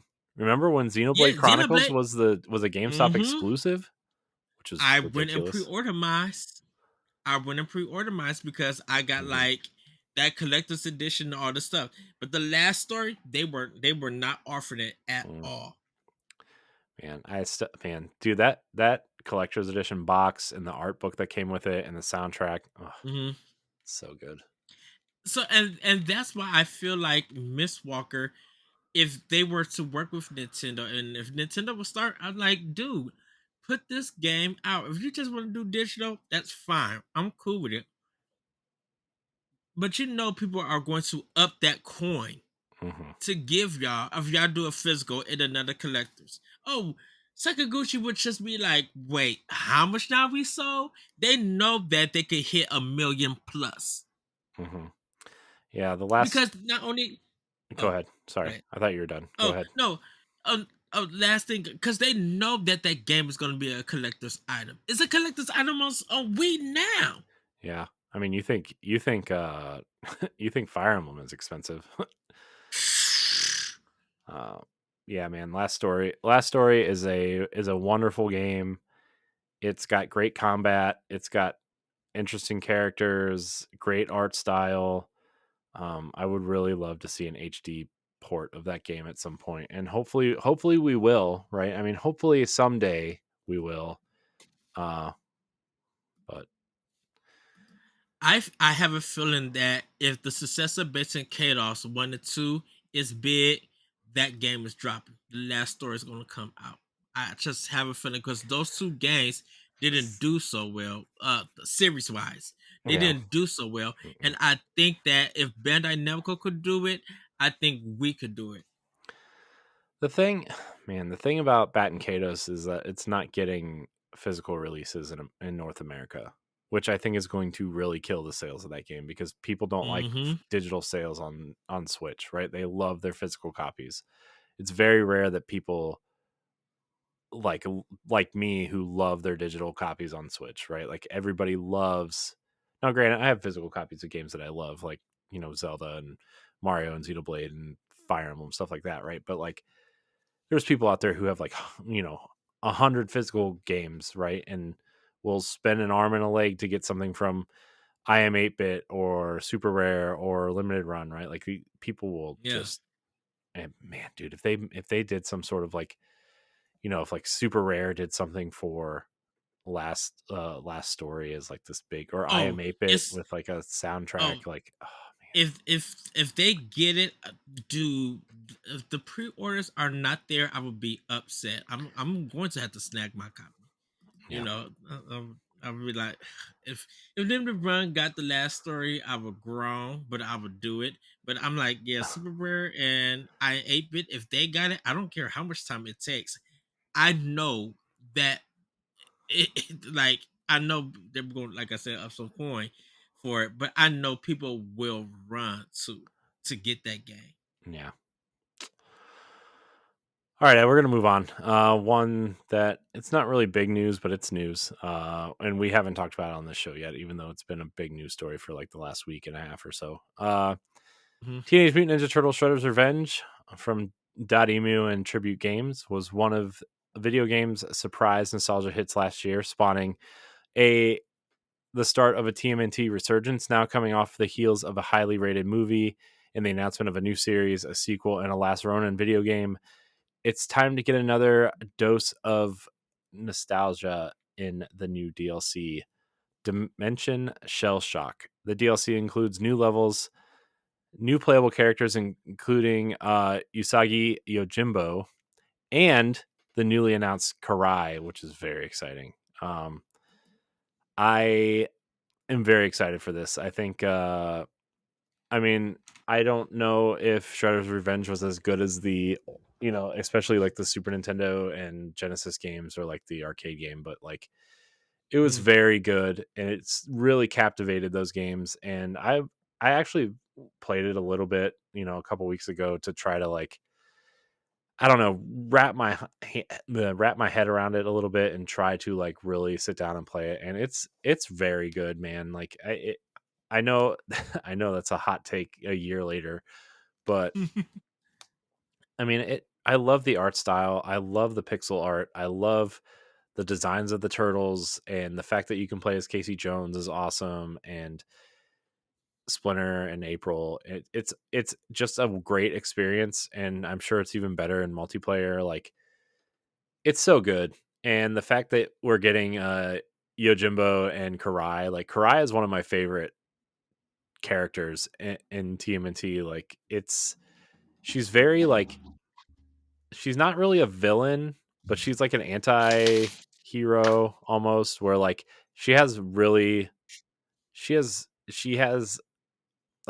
such a high allegiance to the Foot Clan and obviously Shredder, like, but also she like helps the turtles sometimes when their objectives are similar. Like she'll be like the friend of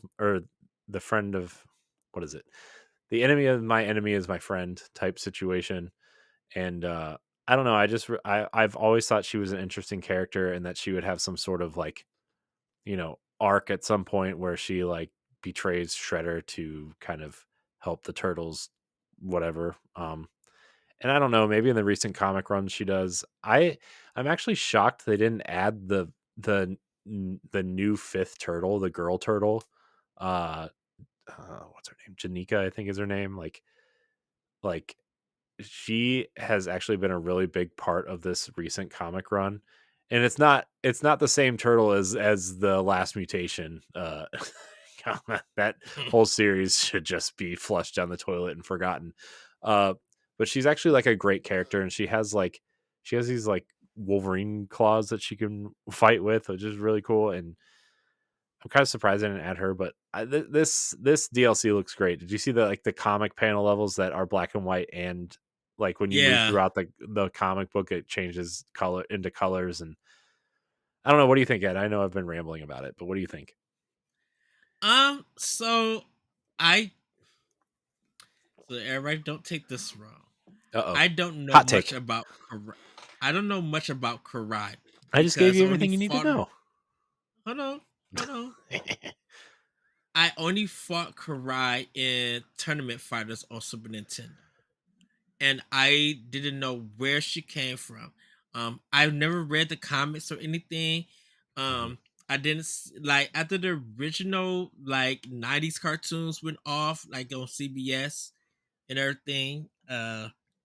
Like kind mhm. of like when once that version went off, I never went and caught up with the turtles. Even after, I mean, I caught up with the movies and stuff, but I never caught up after up there, so I don't really know Karai as much. Usagi, I do remember because he was in the cartoon, so that is very entertaining, and can't wait to play as him. Um, I gotta get in touch with Lamont to see if he's getting this day one and if he wants to run it through online. Cause I am going to get this DLC. It's only eight Um bucks. The DLC is yeah, it's cheap. only it's very cheap. Uh but I want to make sure that it's not it's I want to make sure that it's just not only like 8 levels or something and it's really short, Hmm. you know. Um So I am excited to get this. I just need to talk to Lamont to be like, hey, if you're getting this, do you want to play on a weekend? Because I know you probably be working on something on the weekend. That was one of the new rules I implemented. I'm not recording on the weekend. And if Okay. we have to record on a weekend, it's either going to be really late and we're not and I can't record during the week one day If, cuz like I'm trying to really limit my recording recording days. I mean, it not so much recording, but like doing editing stuff and Hmm. everything. And that would be, and like I said, Friday would kind of be the day. Yeah, Other than that, it would, don't I even would worry about the rest of the week. I would love to play through Shredder's Revenge multiplayer. Uh, Hmm. Either, I mean, I don't care which system. I guess it would probably be Switch with you and Lamont, right? I mean, that would be my assumption Yeah. at least. And then we could like record it and put it on YouTube. What? Crazy idea. Or we could stream it to the YouTube channel, which would maybe be cooler. Hmm? Hmm? Uh, but yeah, I mean, I still haven't played that game multiplayer at all. I have no I friends. have. I played. You have me. Yeah. Yeah.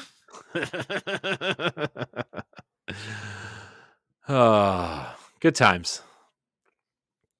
Uh, So, So, but that's all I could say about that. yeah. TMNT Shredder's Revenge on Game Pass and on Switch. You should get it. I think it's on sale on Switch right now. Yeah, it is. Uh, well, I mean, I maybe by the time this comes out, it won't be, but it is right now. So,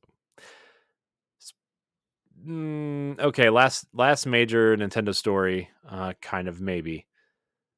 Ubisoft's canceled Immortals sequel, Immortals Phoenix Rising. If you don't remember, was that kind of Ubisoft's kind of Breath of the Wild mixed with Assassin's Creed, kind of cartoony looking game set in ancient Greece. It was actually very fun, at least in my opinion.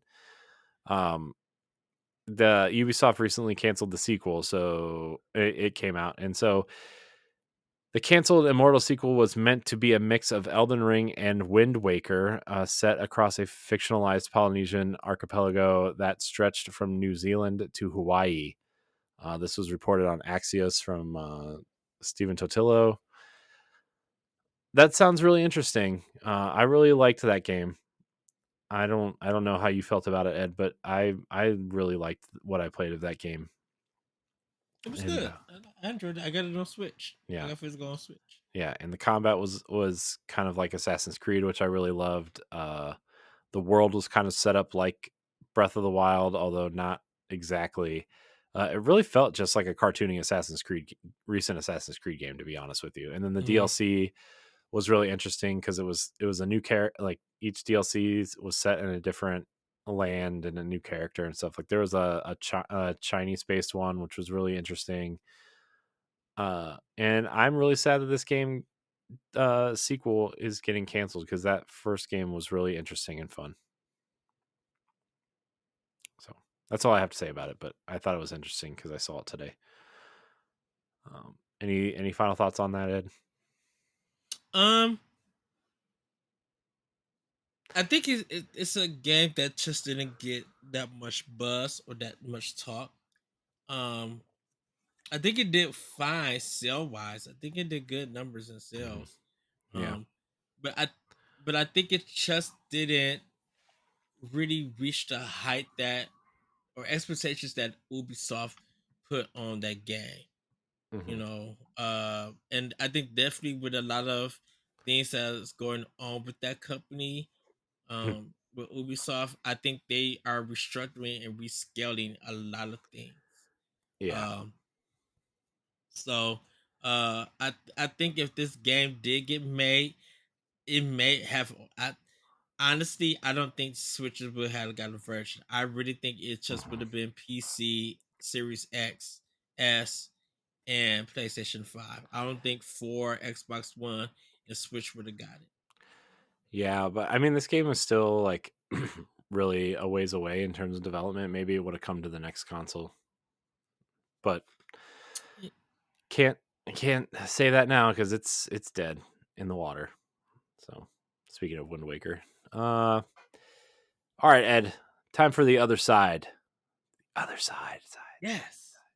Like I said earlier, the other side is where we kind of discuss a news story or two from the Xbox or PlayStation side of things. Ed, I don't know if you saw these earlier, but the Xbox has decided to do console wraps instead of special edition consoles, similar to what PlayStation 5 is doing with Hmm. their side plates. And I Yeah. have to say, the Starfield one looks pretty cool. I I think this is a good option, and I think they saw the success that PlayStation was having with their side plates and thought that this would be a good route for them instead of making somebody pay $500 for a new console right when they already have one, or Right. because like they're already having trouble with Series X getting Series X's produced anyway. Hmm. And we saw that when the Halo one came out, like they were really hard to find, not just because they were a collector's edition, but because it was, Series X's were hard to find and they weren't being produced fast enough. And I think the wraps are a good compromise. And they're Microsoft made, so like they will fit your console. It looks like what you do is you kind of slide it over the top of your console and then it snaps onto the bottom. Is kind of what it looks like. Right now they have the Starfield one, which looks really cool. And then they have the two camo ones, which that's fine, but I would like to see more designs eventually. Like when Forza comes out, I think it would be really cool to have some sort of Yeah. Forza one, or when the next Gears comes out, which I will probably get the skin for that because that. Oh, I'll get the gears. I'll Hmm. definitely probably get the gears one. So I only started seeing the Starfield one. I didn't see the other two because they Hmm. when they announced it, they were just like, if you want to learn more, go to Xbox.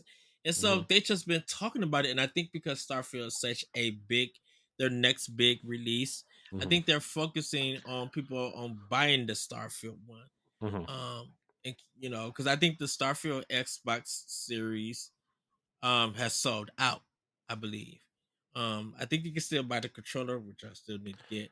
Um, but I kind of like these wraps and everything. I know me and Todd from Secret Friends were talking and stuff, and I'm just like, is it kind of like almost the 3DS ones where um you were able to put this some kind of skin on where the controller and a little bit around like or sometimes around the system and stuff. Like they had like the Lego ones Hmm. and everything.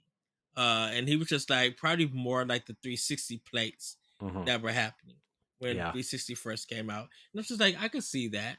You Yeah. know, I don't know what the price point is going to be. I don't think they They're announced it. Or the quote unquote normal ones are 44.99, and the Starfield one is 49.99. So it looks like the game okay, specific ones are going to be $5 more. Kind of like, I mean, their controllers are mhm. $5 more when they are game related. So I mean, I guess it makes sense.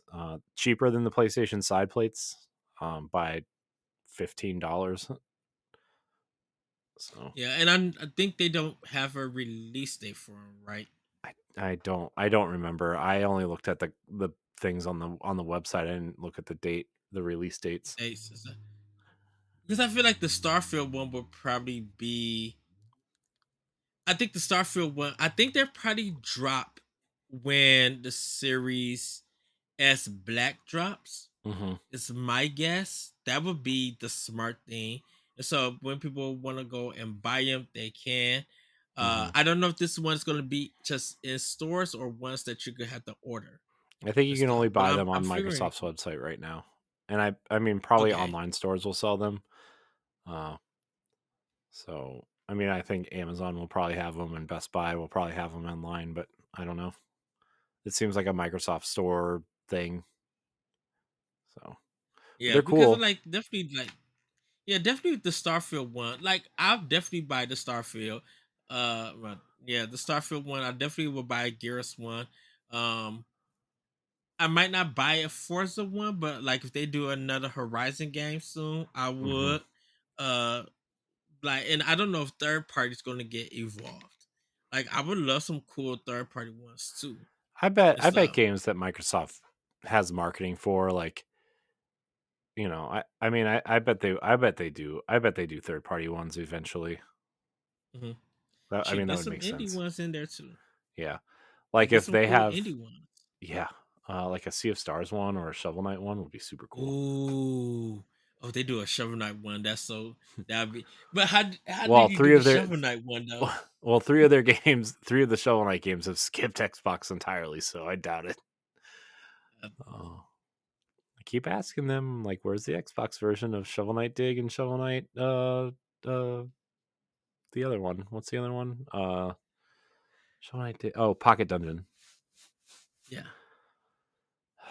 Well, someday I maybe. mean, we'll see in the future. Man, dude, like the Battletoad section and the Xbox version of Shovel Knight is so fun. It's so stupid and fun, and like then they're just like, "No, we're skipping." You know why? It's because their games are coming to Netflix, and Netflix is competing with Game Pass. I think that's why. No confirmation, but it's okay, dude. As long as I get Shovel Knight on Switch, I guess it's fine. Oh, dude, I would love to have an Ori rap. Yeah, an Ori. Oh, Yeah, that would be cool. I mean, I wouldn't be shocked if they went back to previous games like Doom. I bet would probably get one. yeah. Like if you did like an old school, like the hand drawn, hand painted cover instead of like like the reverse cover that the Switch version has. Hmm. Yeah, that'd be cool. Yes. Or like a True. Wolfenstein would be cool. I, I, I think Call of Duty's definitely gonna get one, and I think that one would Yeah, definitely sell. yeah. I mean, Dude, can I I get that blue Halo one from the 360? oh man, dude, That Halo. the Halo 4 360 is like the coolest looking console. I had one and I traded it for an Xbox One. If they do, if you're talking about going back to do some stuff, that would be a awesome wrap. I would Oh, definitely spend some money on yeah, dude, that Halo 4 console is the best looking console. Period. Oh man, I miss that console so much. I think about that console at least once a month. I think because I look at them on I look at them on eBay all the time it. because I'm like maybe Yeah, I think someday. But I know I did a list for the top 10, like not exclusive consoles, but like that special edition console. mhm, I think the best one when it comes to the 360 for me, the Halo. I think the Halo one is on my list, but the mhm. one for the 360 that I just absolutely adore is the Advanced Warfare one. That no, that's the Xbox One. I'm sorry, not 360. That Advanced Warfare Xbox One edition, mwah, so good. And uh was it is it Destiny 1? I think it's Destiny 1. The They had the PlayStation, right PlayStation 4 it's the Taken with the King one. gold. The Taken King had the gold like compass stuff on it. Oh, that one is I've been looking at those. I've been looking at gorgeous. that too, just because of like I'm a big collector of Destiny stuff, and even though I don't really care Mhm. about PlayStation all that much, I did like that console, but I had already. The thing is like I had already pre-ordered the PlayStation 4 Pro, which was coming out like the next year, and I'm like, I don't know, man. I don't think I could do it. And then I regretted buying the PS4 Pro because I saw absolutely no difference in anything. So, But yeah, that Halo one, that Halo one is a beautiful one. I would love to see that wrap, but yeah, that Destiny, um, that Destiny PlayStation 4, mhm, that one was gorgeous too.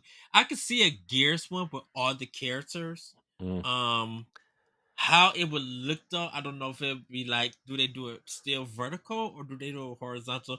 It's I know they'll have the Gears logo, but I'm just like, mhm, do they show all the characters that have been in the game, the main characters that mhm. have been in the game?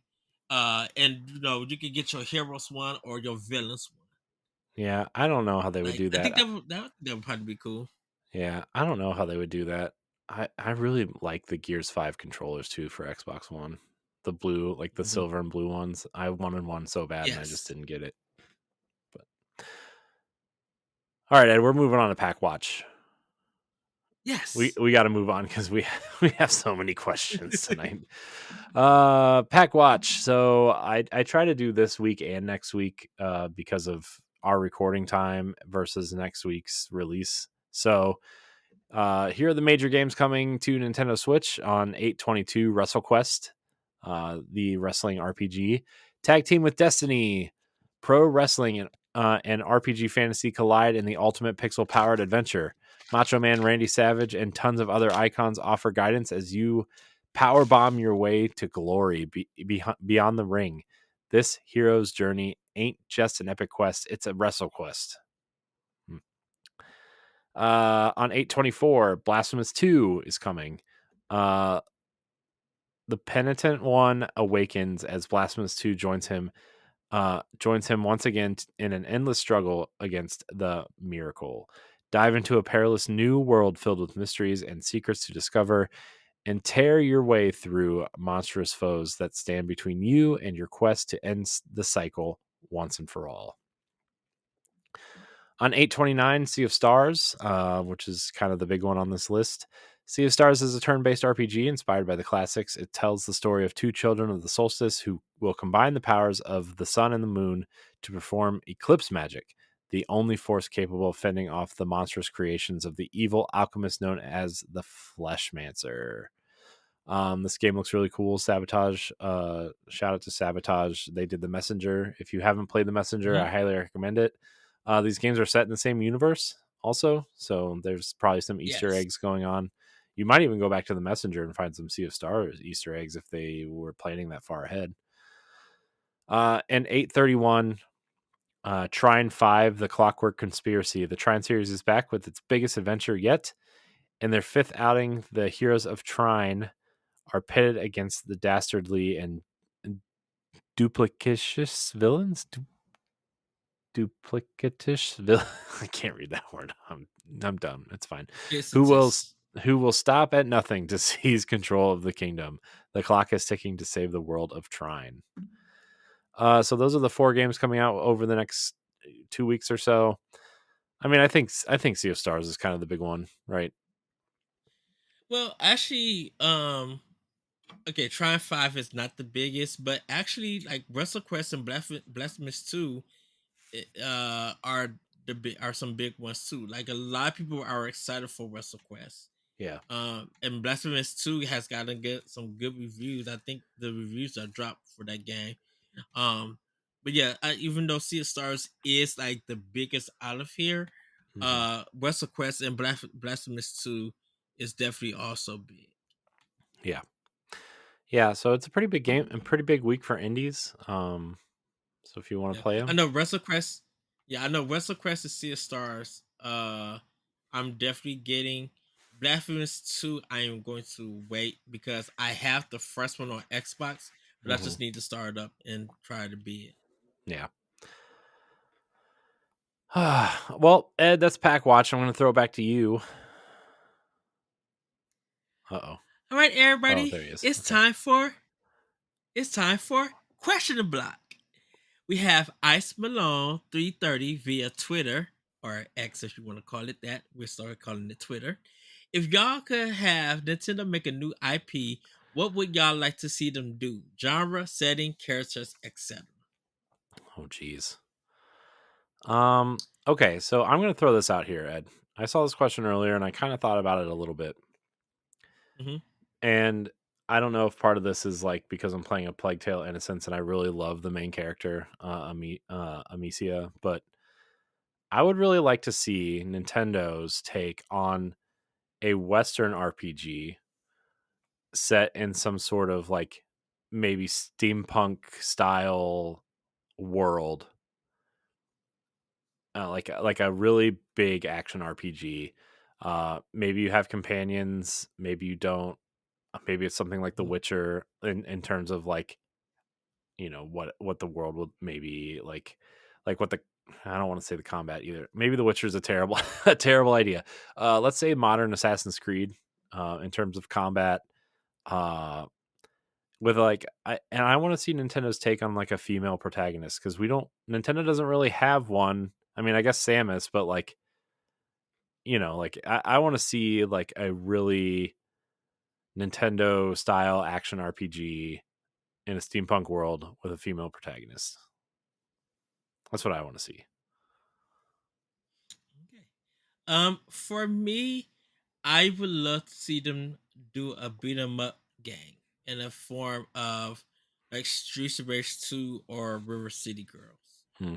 Because we really don't have one of those kind of like 10 level kind of beat 'em ups from Nintendo and stuff. So I would definitely love to see that as a new IP. And I think they could do like uh all girls if they want to, or mix it up with different characters. Hmm. And I think the setting I feel like would still be like old school 90s New York City, or a big city representing like New York or even like Japan or something. Like if they want to take something like Mystical Ninja and make it a beat 'em up game kind of style like that, I want to see that happen. And plus, they work with Platinum Games. So it's not like Platinum Games could give them a 2D side scrolling action beat 'em up game. Hmm. So that's what I would love to see from Nintendo. Hmm. Nice. Uh, well, our next question, the One True James via Discord asks, after a 2D throwback and a remake of an RPG, what do you think is next for Mario? Uh, I mean, I think the next thing for Mario is the next 3D Mario game, right? I mean, after this, Mm-hmm. I mean, Yeah.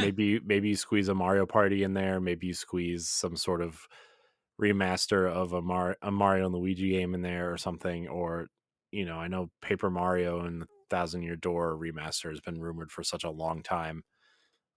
Maybe you throw something like that in there. But I think the next major thing for Mario is the 3D Mario game that's going to launch with the next console.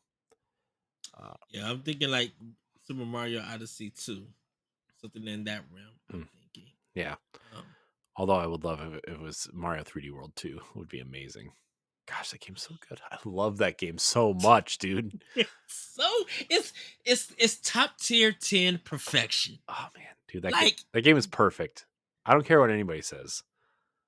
it's It's the it's best like 3D. It's the best 3D Mario game, hands down, in my opinion. I, to me it's like the best Mario game Yeah, of all times for me. Like I love the NES ones. I love Super Nintendo. I love Yoshi Island. I love all of that.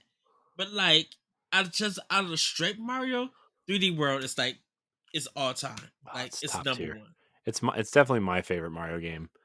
Uh, Hmm. and then Mario 3 would be the second. Well, I would. Hold on, Mario 2's got to be thrown in there too somewhere. I don't know. I don't know, man. Mario 3D World is the best 3D Mario game. It might be my favorite Mario game, Hmm. uh, next to Mario 2 and 3. But man, If I had to if I can't use Yoshi's Island, I say why? It's called I Super think Mario World 2, Yoshi's Island. yeah, but then Yoshi's Island got like Yoshi 64 and Crafted Oh, World and like all of that. Like I kind of feel like it's a spin-off game from the regular Mario, yeah. I mean, that not Mario the color World Mario. 2 is definitely a marketing thing to try to sell the game, right? I mean, that's kind of what Yeah, that's. because I Go ahead. yeah, because I think to me it would be chess 3 for me. Hmm. And I love Odyssey. So all respect to that game. I think 3D World would be number one for me. Number two would be Super Mario Sunshine, and number three would definitely be Super Mario Brothers 2. That soundtrack to Super Mario Brothers 2, still to this day, it's so iconic to me. I used the Mario Um, 2 theme song in my Instagram story today. oh, nice. And I love Super Mario Brothers 3. Don't get me wrong. I love that game, but I think it would be a little bit like under the list with that because like after 3, to me personally, it's hard to make what it's going to be 4 or 5.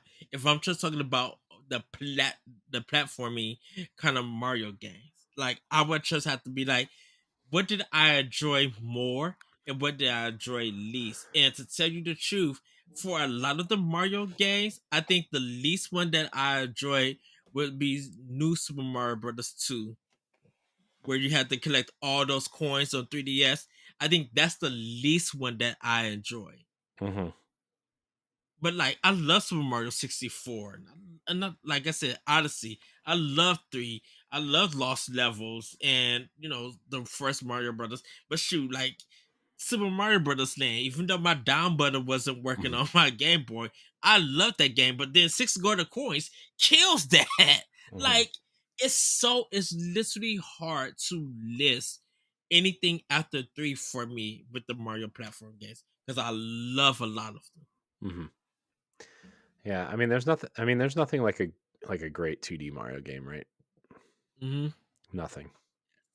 So, Well, David Lasby asks, what should DLC be for Tears of the Kingdom? And what could online play look like for the upcoming Mario game? Um, I don't think I agree with you, Corey. I don't think Tears of the Kingdom needs DLC because it's such a huge world hmm to explore. And Nintendo and Anuma, well, sorry, not Nintendo, Anuma and uh goodness, I cannot think of their name. Um, Xenoblade Chronicles. Monolith. Monolith. Yeah, sorry, I blanked on them.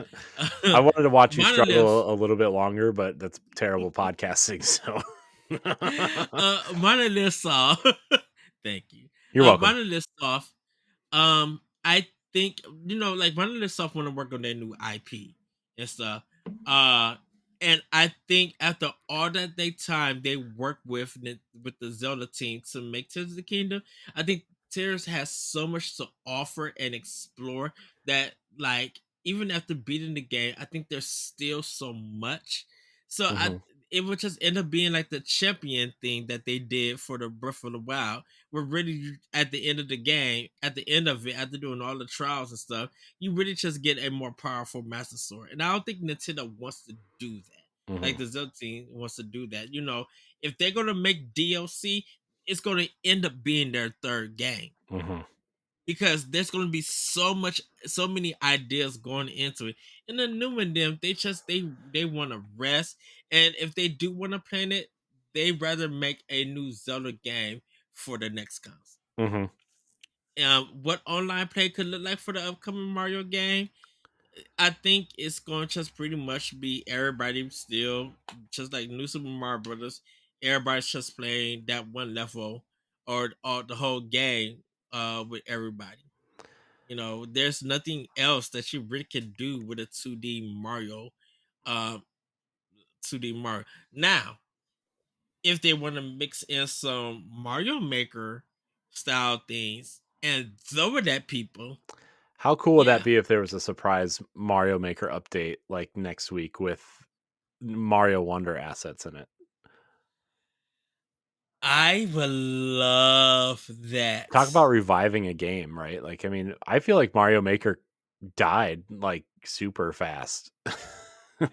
It did because Nintendo was hitting us with I think a lot because I think at the Mario Maker 2 dropped, we got the Marvel game. hmm Um Well, it was Three Houses, it was Astral Chain, it was Marvel Ultimate Alliance, Link's Science. Awakening, The Witcher. It was Dude, that's September. I mean, 2019. yeah, I mean we talk about it all the time, but dude, that year was so stacked. That year was It so stacked. it was crazy because it was just like I said, you were spending 300 plus some dollars if you were trying to get everything. I And know, and that's just I like bought NBA 2K that year too. and that was just like we got hit with what in September, Link's Awakening, Demon X Machina, Dragon Quest 11. The What else did Witcher, we get hit with? The The Witcher. Witcher. Like we got hit with nonsense, hmm and we were still playing Fire Emblem Three Houses because people were trying to do the other houses and going back to the game. Oh We were man, trying to finish so good. Astral Chain. Like we were trying to finish Marvel Ultimate Alliance 3. Like it's still trying to make levels for Mario Maker 2. That was too much Didn't Labo come out that that year they too? dropped on us. I think that one was the following year. Was I don't remember. Man. No, Labo came out before the pandemic. I don't remember. Anyways, yeah, dude, that year was so Yeah. stacked.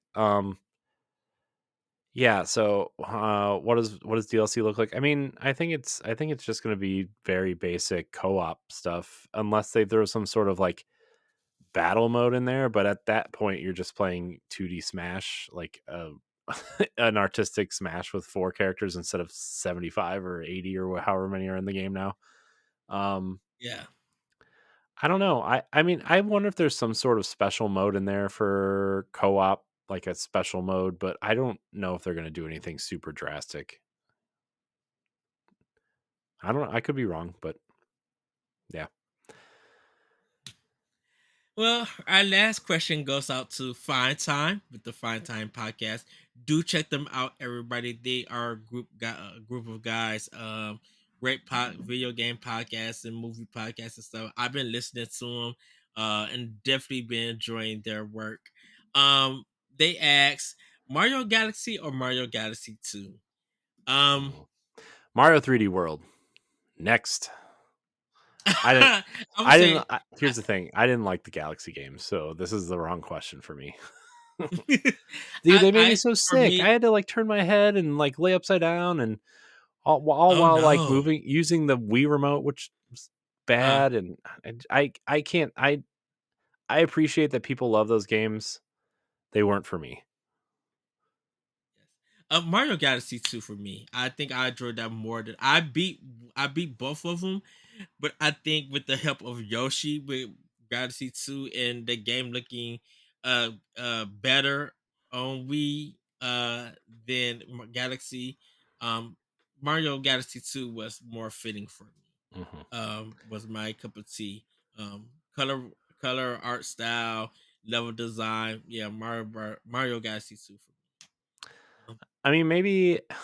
I mean, I have the Switch version, so maybe I'll go back and play Galaxy. But I don't know. That's another game I expect to see very soon. Is Mario Galaxy 2 on Switch? I wonder if they'll start Yeah. sell. I wonder if they'll sell at least Sunshine and Mario Galaxy 1 and 2 digitally, since I mean Mario 64 is on the on expansion pack. So Yeah. but I wonder if we're going to see those at some point. I mean, Galaxy 2, man, that was a big miss to leave that off that collection,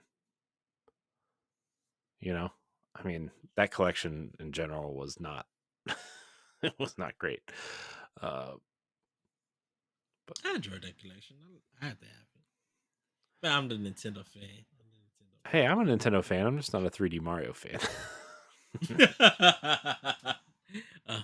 Well, Corey, I think it's time for our final thoughts. I'm gonna let you explain this one. I mean, I don't really know. It was more of like a if we have anything else to say about anything, this is kind of like a last word section of like I don't know, whatever. I mean, are you okay?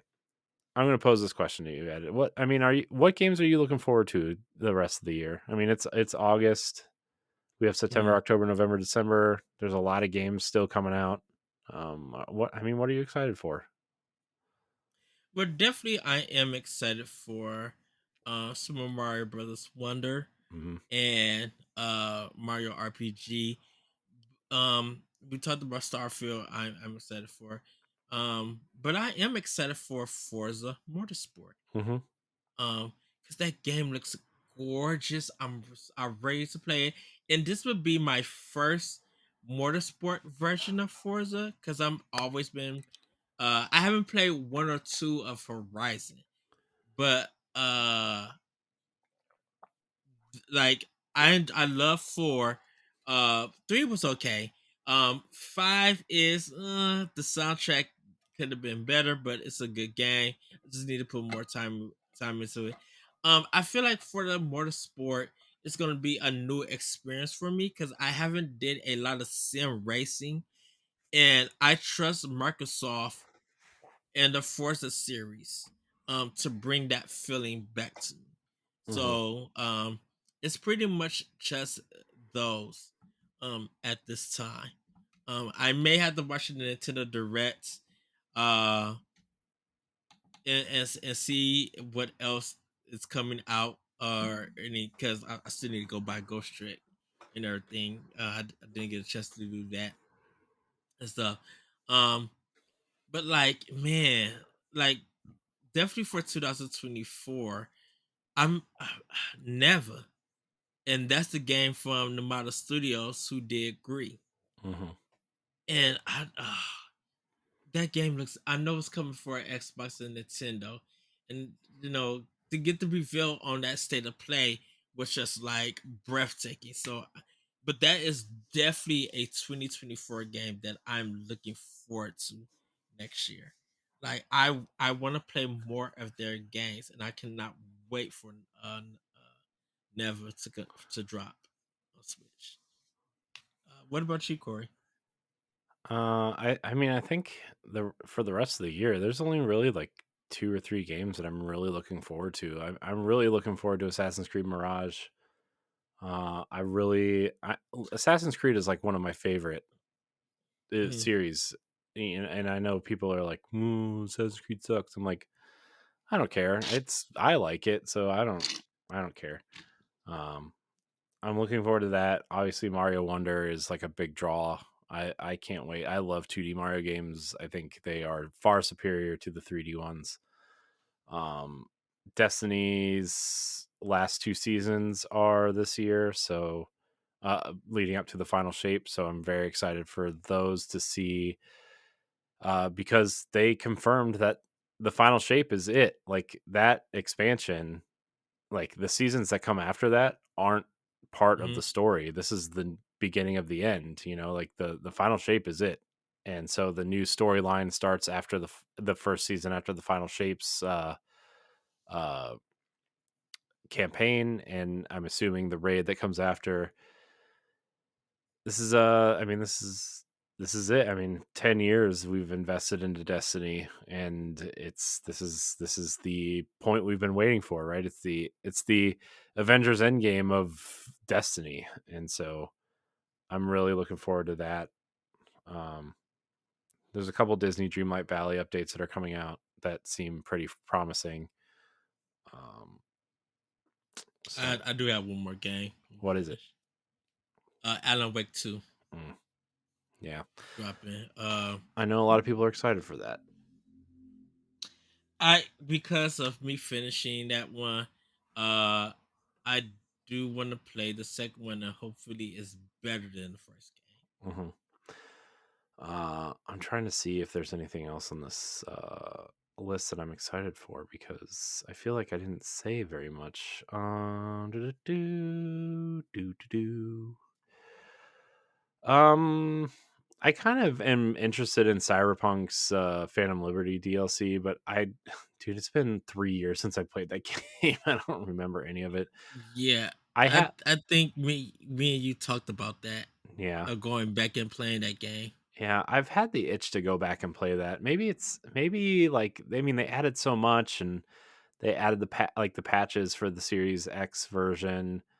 Um, I don't know. I've been really itching to play it. Like I don't know what it is. Like that world is super interesting, and I like cyberpunk stuff. But like the game, Mm, when I played it, like I played the Xbox One version on the Series X. It was good. Like it was fine. Like it was a great 8 out of 10 game. Like it was good, but okay. I'm really interested to see what they've added, and the DLC seems interesting. Idris Elba is obviously like Mm. one of the coolest people, and he's I don't know if he's a villain or if he's like some sort of whatever, but I think Phantom Liberty looks cool. I just don't feel like playing 30 hours of that game again to get to it.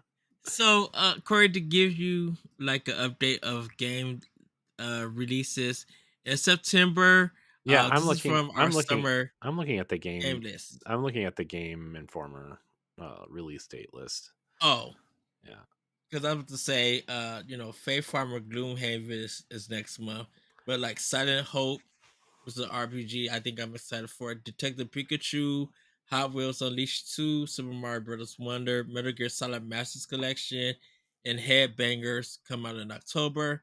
In November is Persona 5 Tactica, Super Mario RPG, Star Ocean the Second R, and WarioWare Move It. And then in December is Dragon Quest Monsters, The Yeah. Dark Prince. Yeah. Yeah, and then everything else is just like unannounced, but Uh, mostly like for 2024. oh, that game Cocoon looks really cool. That indie game. It's coming to Game Pass, but I mean, it looks that game Hmm. looks really cool. I forgot that game was coming out Oh, soon. and you did say Sonic Superstars. Yeah, That's right. Sonic Superstars 2. Very excited. Oh man, don't forget about the Smurfs 2, The Prisoner of the Greenstone. Oh, let's hurry up and wrap up the show now. Oh man. Oh, Hogwarts Legacy for Switch comes out. I Oh, kind of want to play the Switch version just to see how it runs, because I don't know, it was struggling on Series X in some parts. I can't imagine that game running on Switch like very well.